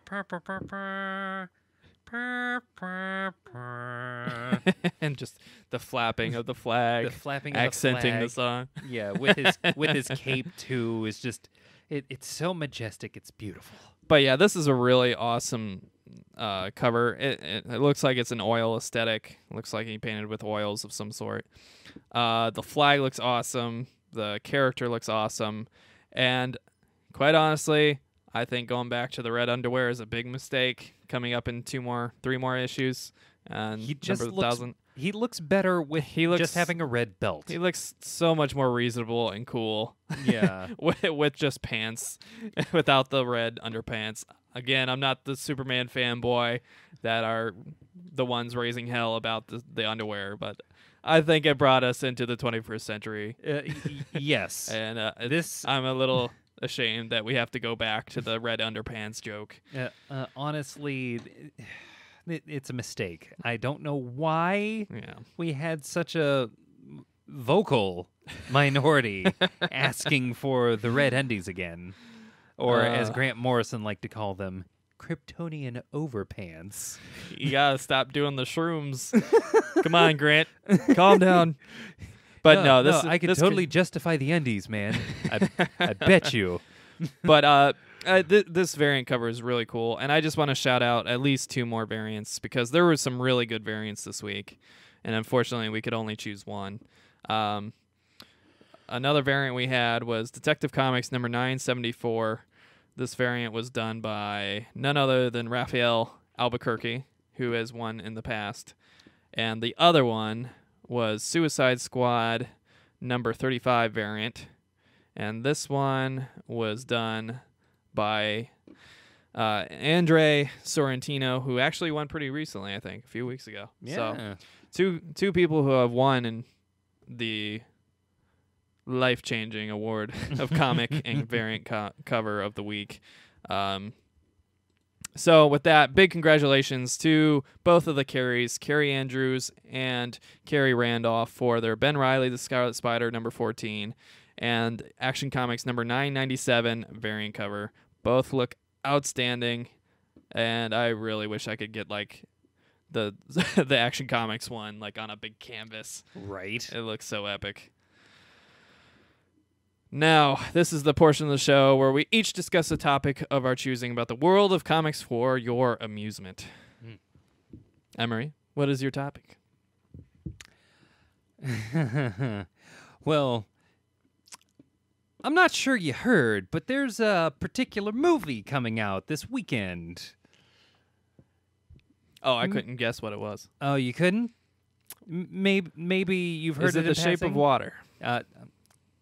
No. Damn. And for all of you who haven't asked the question already, yes, she does the fish. Hot. Thick.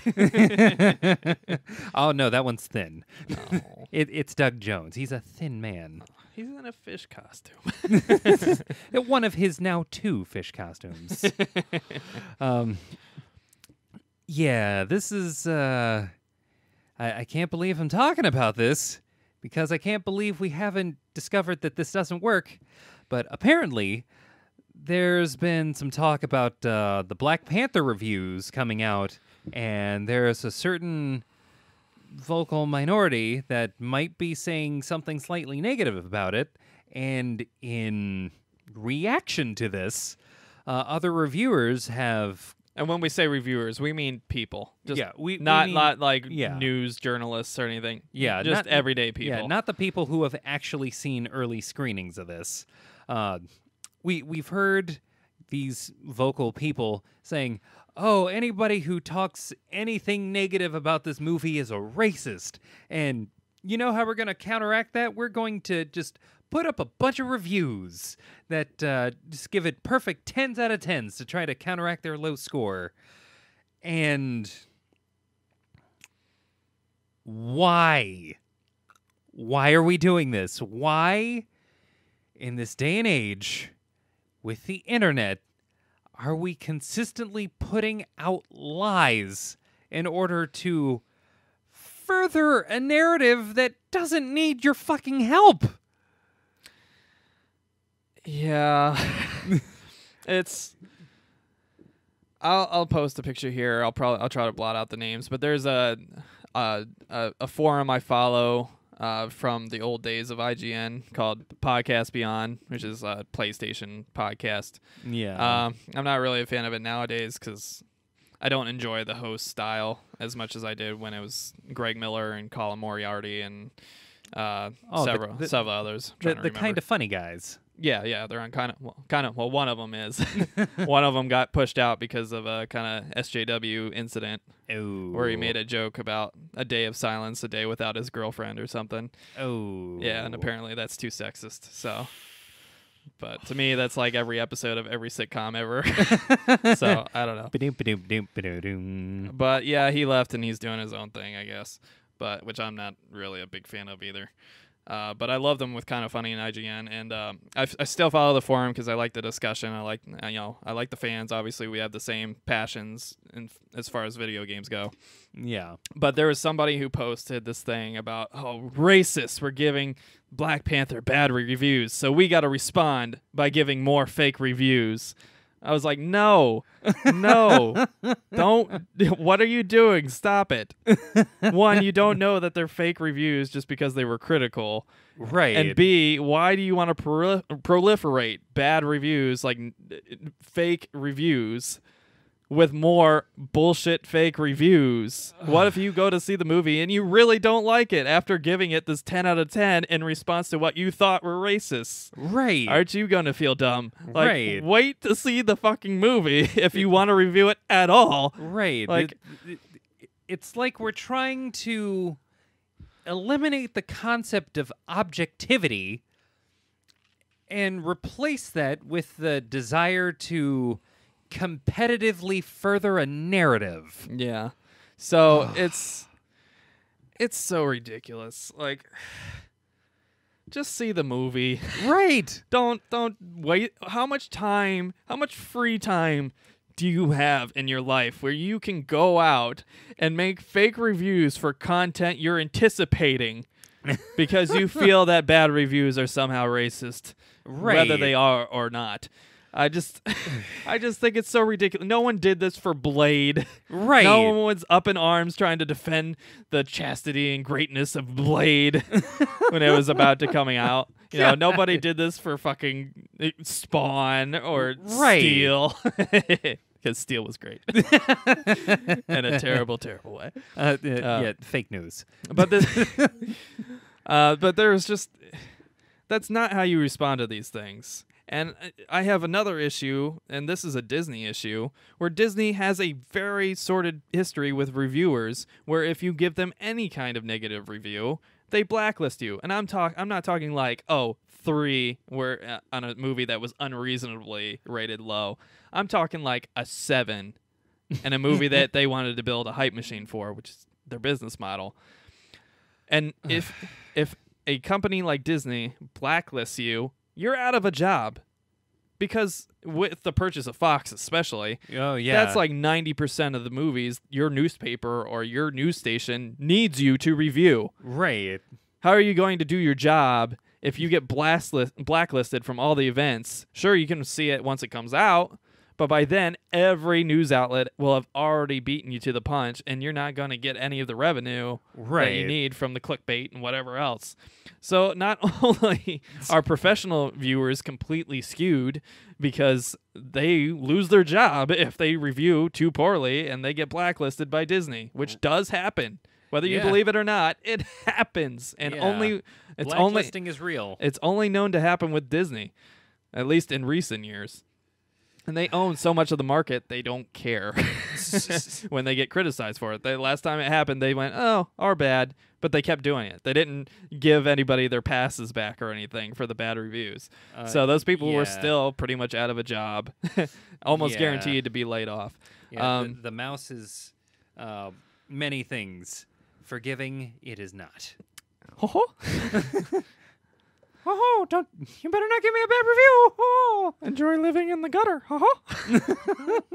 Oh, no. If you try to eat out of our trash can, we'll shoot you. So, yeah. You can't, not only do you have issues with trying to trust, like, real reviews, you can't even trust, like, user reviews now because 90% of them came before they even saw the movie. Right. In an effort to either shit on a movie because they didn't like some premise or actor or whatever, or to artificially boost a movie because they're afraid that somebody won't like it as much as they will. Right. That's just ridiculous. Stop it. Disney has enough hype as it is by itself with its own bullshit antics. You don't need to add to the shit pile with more bullshit antics. But yeah, this is the type of issue where we've gotten to the point where these, and this probably took a while to establish, but we had established reviewing sites that you could go to and you could more or less get an idea of what you could expect going into a movie like this. Yeah. And this type of behavior just shatters any kind of credibility that they would have had otherwise. For me, it makes it so, like, I feel like I can't trust anybody or any outlet or any site. Right. And I either have to see the movie for myself and make a determination, which is ultimately probably the right choice. Right. But then you got to think, like, how often am I going to go into the theaters and have a bad experience? And unsolicited, and movie tickets aren't cheap. They're pretty pricey, especially now, and they get only more expensive with IMAX and 3D and all this stuff, right, where we're talking north of $20 for a single ticket, and that's without amenities and stuff, that costs another outrageous amount of money. Yeah, that's one of the biggest reasons why reviewers have proliferated so much, is because people want to know what they're going to be spending their nearly $20 on. And I think this kind of behavior, both from fans and movie studios, I think it's only going to lead to hurting the industry, Yeah. Where, yes, people are only going to dedicate themselves to seeing movies that they know they want to see, like big blockbuster superhero movies. And they're not going to take risks on other things because they can't trust the reviews, and they don't know if they're going to go. And like even with the Oscars now, you can't even have a little award ceremony without controversy because there's not enough black candidates, so there's not enough female candidates. I want people to be awarded for their movies if the movie is good. Right. That's what I care about. Right. And if it's nominated for an Oscar, I'm probably going to see it at some point, because I'm under the impression that it's good, not because it meets a quota or because it meets an agenda or anything else of that nature. And equally so, I'm not going to want to be discouraged from seeing what is otherwise a good movie because some racist or some sexist or some person with a religious agenda or whatever else wants to dismiss a really good movie for those reasons, But that's not what's happening right now. What's happening right now is they're just giving awards to movies they think are pretty good. Yeah. And sometimes it's Slumdog Millionaire featuring an Indian man. Sometimes it's, 12 Years a Slave featuring a black man. Sometimes it's Get Out, featuring another black character. Sometimes it's fucking Moonlight, where we're having a story about black gay children growing up in the 80s. Sometimes, it's Leonardo DiCaprio. Who cares? Right. As long as it's good. That's what people should be concerned about, not about meeting a quota. Right. That is the point of these award ceremonies, is to give the award to the thing, the piece of art that deserves that kind of praise. Yeah, and I think the same thing happened with The Last Jedi, where people were going, this movie's bad. Yeah. Because it was bad. Yeah. There's plot holes everywhere. The writing was terrible. Rose was the worst character I'd ever seen on a Star Wars movie. We got a devil's anus that wasn't in the fucking Marvel universe. It was just bad, and yet people trying to defend it were saying, oh, people don't like it because they're racist or because they don't like seeing strong women in movies. No. We don't like that the strong woman from the previous movie and the black character from the previous movie that were awesome and the best parts of the previous movie were both completely ruined in this movie. Right. And then accented with other characters that were worse. It's I think, maybe some of these criticisms for Black Panther are probably valid, and people that are trying to create this whole narrative for themselves, and probably trying to do the right thing, but not realizing that they're just accelerating a bad thing. Right. Are trying to fight, fake news with fake news. I don't know. It's just so silly and ridiculous, and I wish they would stop, because it's hurting the whole industry as a whole. People aren't going to want to take risks, if they know that this bullshit's going to happen to them at right. at every turn. And it's you got to understand, Black Panther is a character that nobody gave a shit about a year ago. Nobody. Yeah. It's the only reason people care or even knew about him in a large scale is because of Captain America Civil War. Yeah, so maybe that's the reason why people aren't getting excited for this, even with all the artificial hype and being released in February. I mean, it has everything possible helping it. A fucking soundtrack from Kendrick Lamar. Right. It has everything it could ever need. If it's not standing up with all of this assistance, without your fake reviews, then maybe it doesn't deserve to stand up to scrutiny. Right. That's just my personal feeling on it. Yes, there are racists out there. Yes, I'm sure there's a few trolls giving bad reviews for the fuck of it, just to make people waste more of their time and have a good laugh.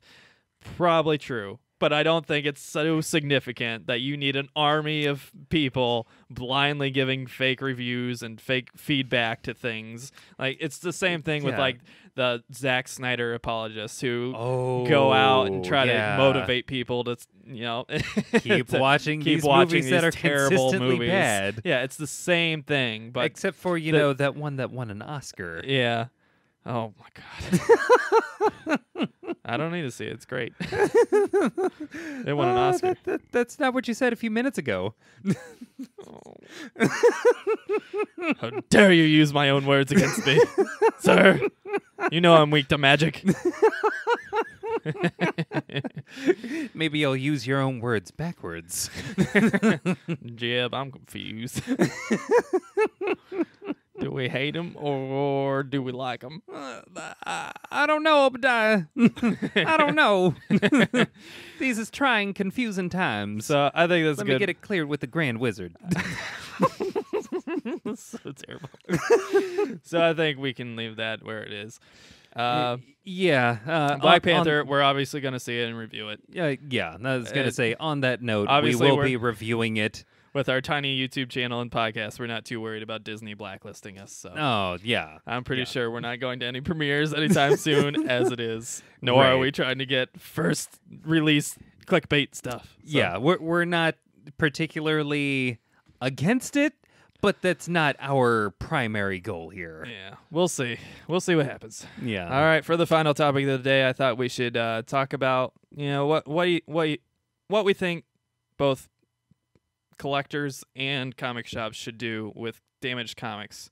Oh. And I bring this up because once again, This has been a persistent issue for you. I wanted a specific issue of a comic, and since I didn't go on day one, my pickings were pretty slim because every single cover was damaged. Either it was the most common one is that both the people that work at the shop and customers will, I've seen it more often with people loading it and stocking it, not from the owners, but from their employees, just like kind of carelessly, because they take a big pile of comics and they go by row, and then they grab a handful and they shove it into the box, even if they miscalculated and maybe had too many. And so they squeeze them hard to try to shove them in the little slots. Jam it in there. And what happens then is they make these huge bends in the spine and dimples in the spine, and then those cracks go into the artwork on the front and they ruin it.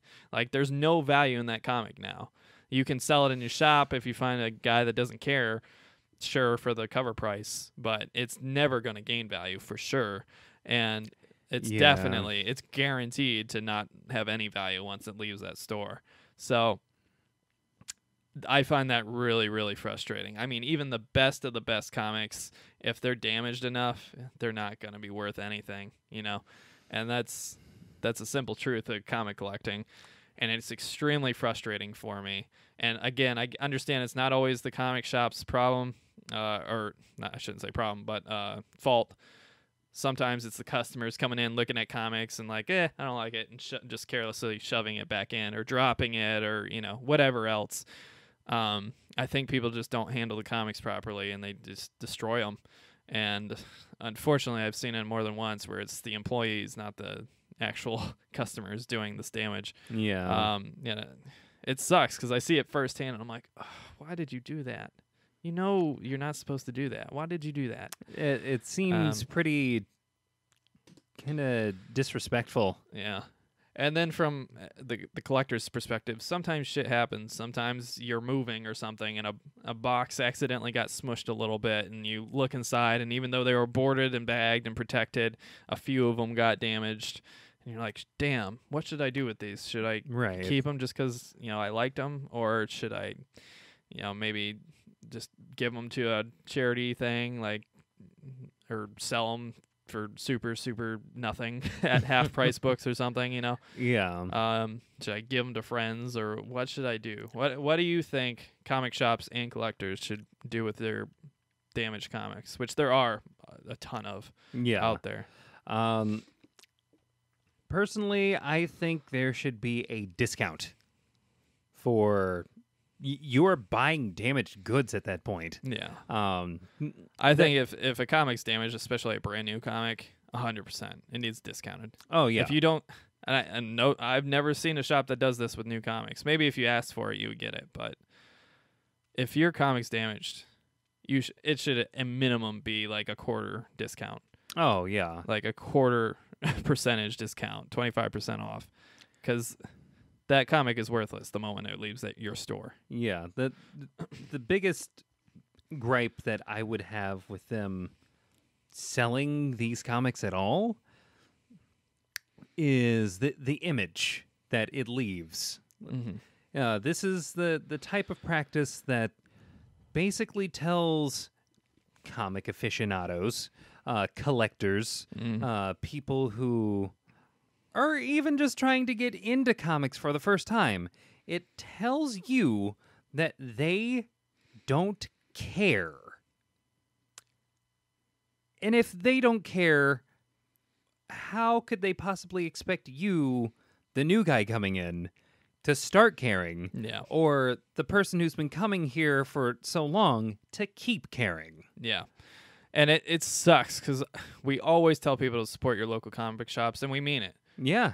Comic shops, not only do they give you a cool culture to, more often than not, great employees and owners to, get their opinions on comics and talk to them and interact, and fellow fans, right next to you, get to hold the product in your hand and really love it. You can frame it and hang it and really enjoy it, whereas on a little phone, you can't see the full-sized image and you can't see the cover art, really. Right. And there's just a lot of advantages to supporting your local comic book shops, along with sustaining the industry, obviously. But unfortunately, there's just some things that comic shops have not fixed and not corrected and not gotten right. And I think this is one of the big ones. And you're right. It leaves a really poor impression to people about how they carry themselves in the comic book world and in the comic book industry. Do they care enough about their products to make sure they're not damaged? Right. Now, there's one place I'm giving a big shout out to called World's Greatest Comics up in Westerville. And they will literally send the books, even if they have to short their pull customers a little bit. They'll give their pull customers a warning and let them know. But they will return the comics to Diamond and demand new comics to be shipped to them if they're damaged.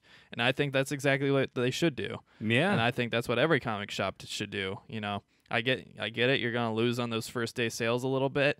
But I think you'll make it back up the next week when people come in for the next round of new issues and see it and be like, oh, I didn't notice that one. All right, I'll grab it this week. You know, I do that all the time. Yeah. So I really disappointed in the ones I frequent that are closest to me because both of them I couldn't find a single clean issue of Batman number 40. And I don't think it was unreasonable to try to find one that wasn't damaged. I found about, I'd say, between 10 and 15 that were damaged, and none that weren't damaged. And that includes variants. Like, not a single issue was untarnished. And that makes me think maybe it was a Diamond issue, distributor issue, which, if that's the case, you should return it, just like World's Greatest Comics has done. And I know it sucks for your customers, but I think they prefer getting an undamaged comic over having it rushed to them damaged. Right. So that's just my take on it, and I think you're 100% right in saying that it damages their reputation. Oh yeah. Yeah. This is the type of practice that in any other business, you look at sales. Yeah. Of any kind. If you were to try to sell someone a damaged version of the product that you've been pitching to them this whole time, yeah, the first thing that they're going to ask is... Especially one that they've had delayed. Oh, yeah. Continuously. Oh, yeah. And just nonsense from the creators and from the community and just all sorts of issues up to the release. And then you get it in your hand and it's damaged. Oh, yeah. Like that's not okay. Yeah, the first thing that you're going to get is one, a request for some kind of discount. Right after that, if you don't get that, you are going to get a complaint. Yeah. And one of the things that you learn in sales is that customer perception is everything. Like, that is literally the people who are paying you for you to basically live out your dreams and create for a living. From a creator's perspective, I would be furious if I walked into a shop and saw that my artwork, my writing, everything I'd worked so hard on was being just completely like crushed and smashed and cut and get treated with disrespect. Yeah, and then forced upon consumers in damaged form. Yeah, at full price, especially, I would be absolutely livid. Like, I wouldn't want to see it, and I understand it's hard for the shop owners to deal with that sort of thing, and a lot of it isn't their fault. A lot of it is the distributor. A lot of it is their hapless employee accidentally doing it on one load or another. Sometimes it is customers carelessly handling it, or a kid taking it off the shelf and putting it on improperly. But it's just not acceptable. Yeah, and I'm getting really sick of it because I buy a ridiculously large amount of comics every month. A ridiculous amount from about 3 different comic shops, and only one of them has enough respect for the product to be like, okay, I apologize, but we don't have it right now because they got damaged by Diamond, or they got damaged by customers, so we don't have one. But we can try to track one down for you if you like, or we can order another version of it for you if you like. That's great. I would, if I have to, I'll go to eBay, but I would be furious if I walked up to the owner and said, hey, none of these are undamaged. Can I get one? Do you have any that are undamaged? And he's like, well, sorry, we don't have any. But you can get one of those. And I'm like, well, can I get a discount? And they're like, no, it's a new comic. I would be furious. Yeah. And that's just not acceptable. So why do you expect your customers to just accept it right off the shelf, Right. You know how hard it is for people to ask for anything, especially from a person they don't know, Yeah. let alone a discount. These aren't like house moms, super couponing and coming in with a book full of expired coupons and every little loophole and deal to fuck you over. No, these are just like regular customers that just want to do their best and support you, Right. It's like these are times is tough all round. Yeah. I'm sure for a lot of these places, if you asked, they might give you a 10%, but even that I don't think is acceptable. I have gotten like a 10% discount before for a damaged volume, but even that I don't think is acceptable. That's not enough. Not for something that's been because damaged again, to no fault of your own. Yeah, again, that loses all its value. I mean, yeah. You'd be lucky to sell it for $1 if you walked out of that store. If you try to sell it online, forget about it. Yeah, you're not even going to get a person asking for it. So yeah, this is the. It really sucks. On the collector's side, I think if you do end up like, there's several times where like I just grabbed a few comics real quick, and then when I walked out the door, I looked at them, I'm like, oh shit, I accidentally got one with a broken spine or something. Yeah. In those sorts of cases, I think, if it's something you can't replace and you really like it, I say just hold on to it, just for your own enjoyment. But if it's something you're not worried about holding on to and you were buying with the hope of someday having value for it, I would say find some medium to share it. Like share it with a friend or family member, donate it. Yeah. There's libraries everywhere. And libraries do have comics, and I'm sure they would appreciate free donations of comic books. Another thing you could consider, local children's hospitals or anything like that. I mean, obviously, if it's mature content, right? Maybe don't do that route. But yeah, definitely, if you're donating it, know the audience that you're planning on donating it to. Yeah, and if you have like a used bookstore you really enjoy, like here in Columbus we got the Loft and we got all the half-price books around here. Yeah. You could take it to one of them, and maybe if you got like a box full of them, you can maybe sell it and get some of your money back. Not always, but they already sell them pretty cheap, so they're not going to give you might be lucky and get it like a quarter a piece. Yeah. That'd be pretty good, but again, these have no value intrinsically, so beyond a person that's just like, oh, I like this character, I'll buy it, Yeah. So yeah, I think those are really your best options. I don't think there's too much more you can really do.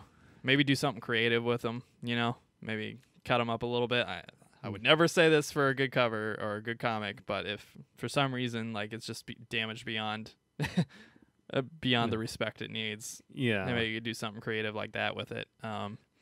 There is one thing that I would probably suggest going forward, given that this has become something of an issue, is, and I never thought I'd have to say this about comics, but calling ahead just to make sure, like normally calling ahead to a comic book shop, you'd be doing that for getting like a high value comic just to make sure that they have it. Yeah. But sometimes it actually makes sense to call ahead to make sure that the new comic that came in hasn't been fucked up already. Yeah.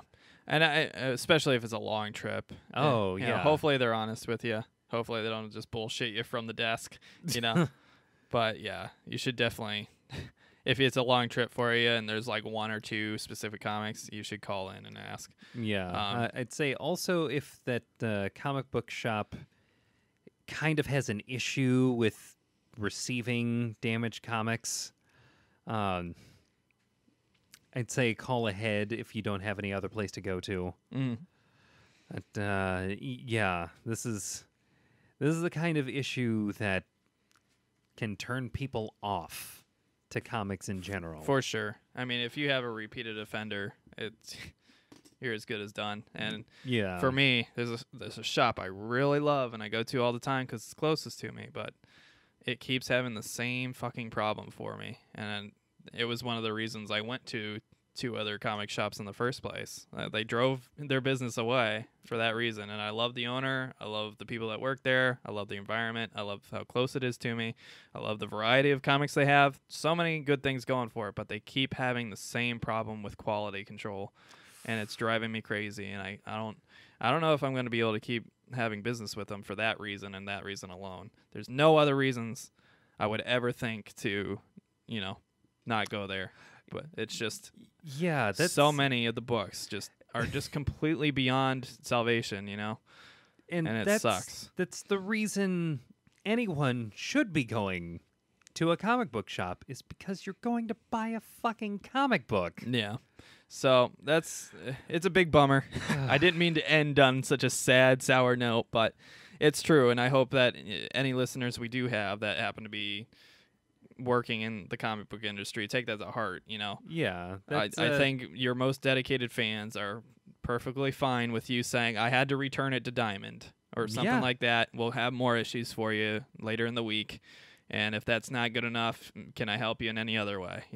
Yeah, I would much rather hear that than, it's there. I would rather have a good product be delivered to me late than to receive something that I had been anticipating for quite some time on time, but have it be shit. And if the problem is an employer too, don't be afraid to correct them. Like, I've been in countless comic stores, and the ones that have more than one employee usually have employees not doing too much. Right. Just because there's not a whole lot to do when business is slow, There's basically 3 tasks. There's manage the computer, which also includes doing register work and whatever else. There's stocking the comics the day before, the night before on Wednesday. And then there's the actual restocking of the comic shelves when they go out the door. Usually it's busiest on Wednesday, Thursday. After that, it slows down. They're not doing too much. Just say, hey, man, if there's not that much business, you don't need to take a big armful of comics and go stock them. Just do it a few at a time. Take do a count, see how many you need for each one, write it down, and then go in a few waves. Just instead of taking one giant armful and mishandling them and squeezing them and crushing the spines and damaging them and bending them, trying to shove them in the slots, just take a handful of. Say, instead of doing an entire collection of comics, just do like one shelf area. Yeah. And there may be 3 comics there, but that's enough. So you can hold them in your hand safely without damaging them, This is how I don't think time is that big an issue for stuff like that, Yeah, this is how I would try to encourage people who are actually doing the stocking in the comic book shop. I would say this to them. You should be treating every comic as though it were Action Comics #1. Well, that might be a little extreme, okay. But I understand the sentiment. Yeah, or you should be treating every comic like it's X-Men #1. Okay, a little more reasonable. Yeah. You should be having some semblance of respect for the medium that, 1, keeps you employed, and 2, has been the source of inspiration for countless movies and video games and all of these things that you are here because you love Audio it. story podcasts. Audio story podcasts, of which there are only one that matters. But yeah, definitely hope to see improvement down the line for these things, and hopefully we get some more comic people into interview during the podcast and get more perspectives. So maybe there's some things we're overlooking and some things they can't control that we just don't know about. But right, I think we're all saying this from the perspective of a customer. Yeah, I'm sure there is probably going to be some differences from the perspective point of view of an employee, or an owner, or maybe someone from Diamond the publishing company. Sure. I mean, it's like there could be any number of differences, any number of reasons why this happens. Yeah, so but ultimately, like the point is that this shouldn't be happening. Yeah, absolutely. And I think if nothing else, the problem could be minimized. Yes. With just a little bit of effort, like minimized. And like or I said, at least World's effort. Greatest Comics does it very well. They handle it very well. Obviously, the problem is they don't have quite the volume and variety as the other shops I mentioned. But they do very significant quality control to make sure their product is good, and that's why they have very loyal customers. So, on that note, I think we should wrap up another mediocre edition of Hit the Books Podcast. Mediocre. Thank you all for sticking with us. If you like what you hear, be sure to hit like and subscribe, and follow us on your podcast services and social networks of choice.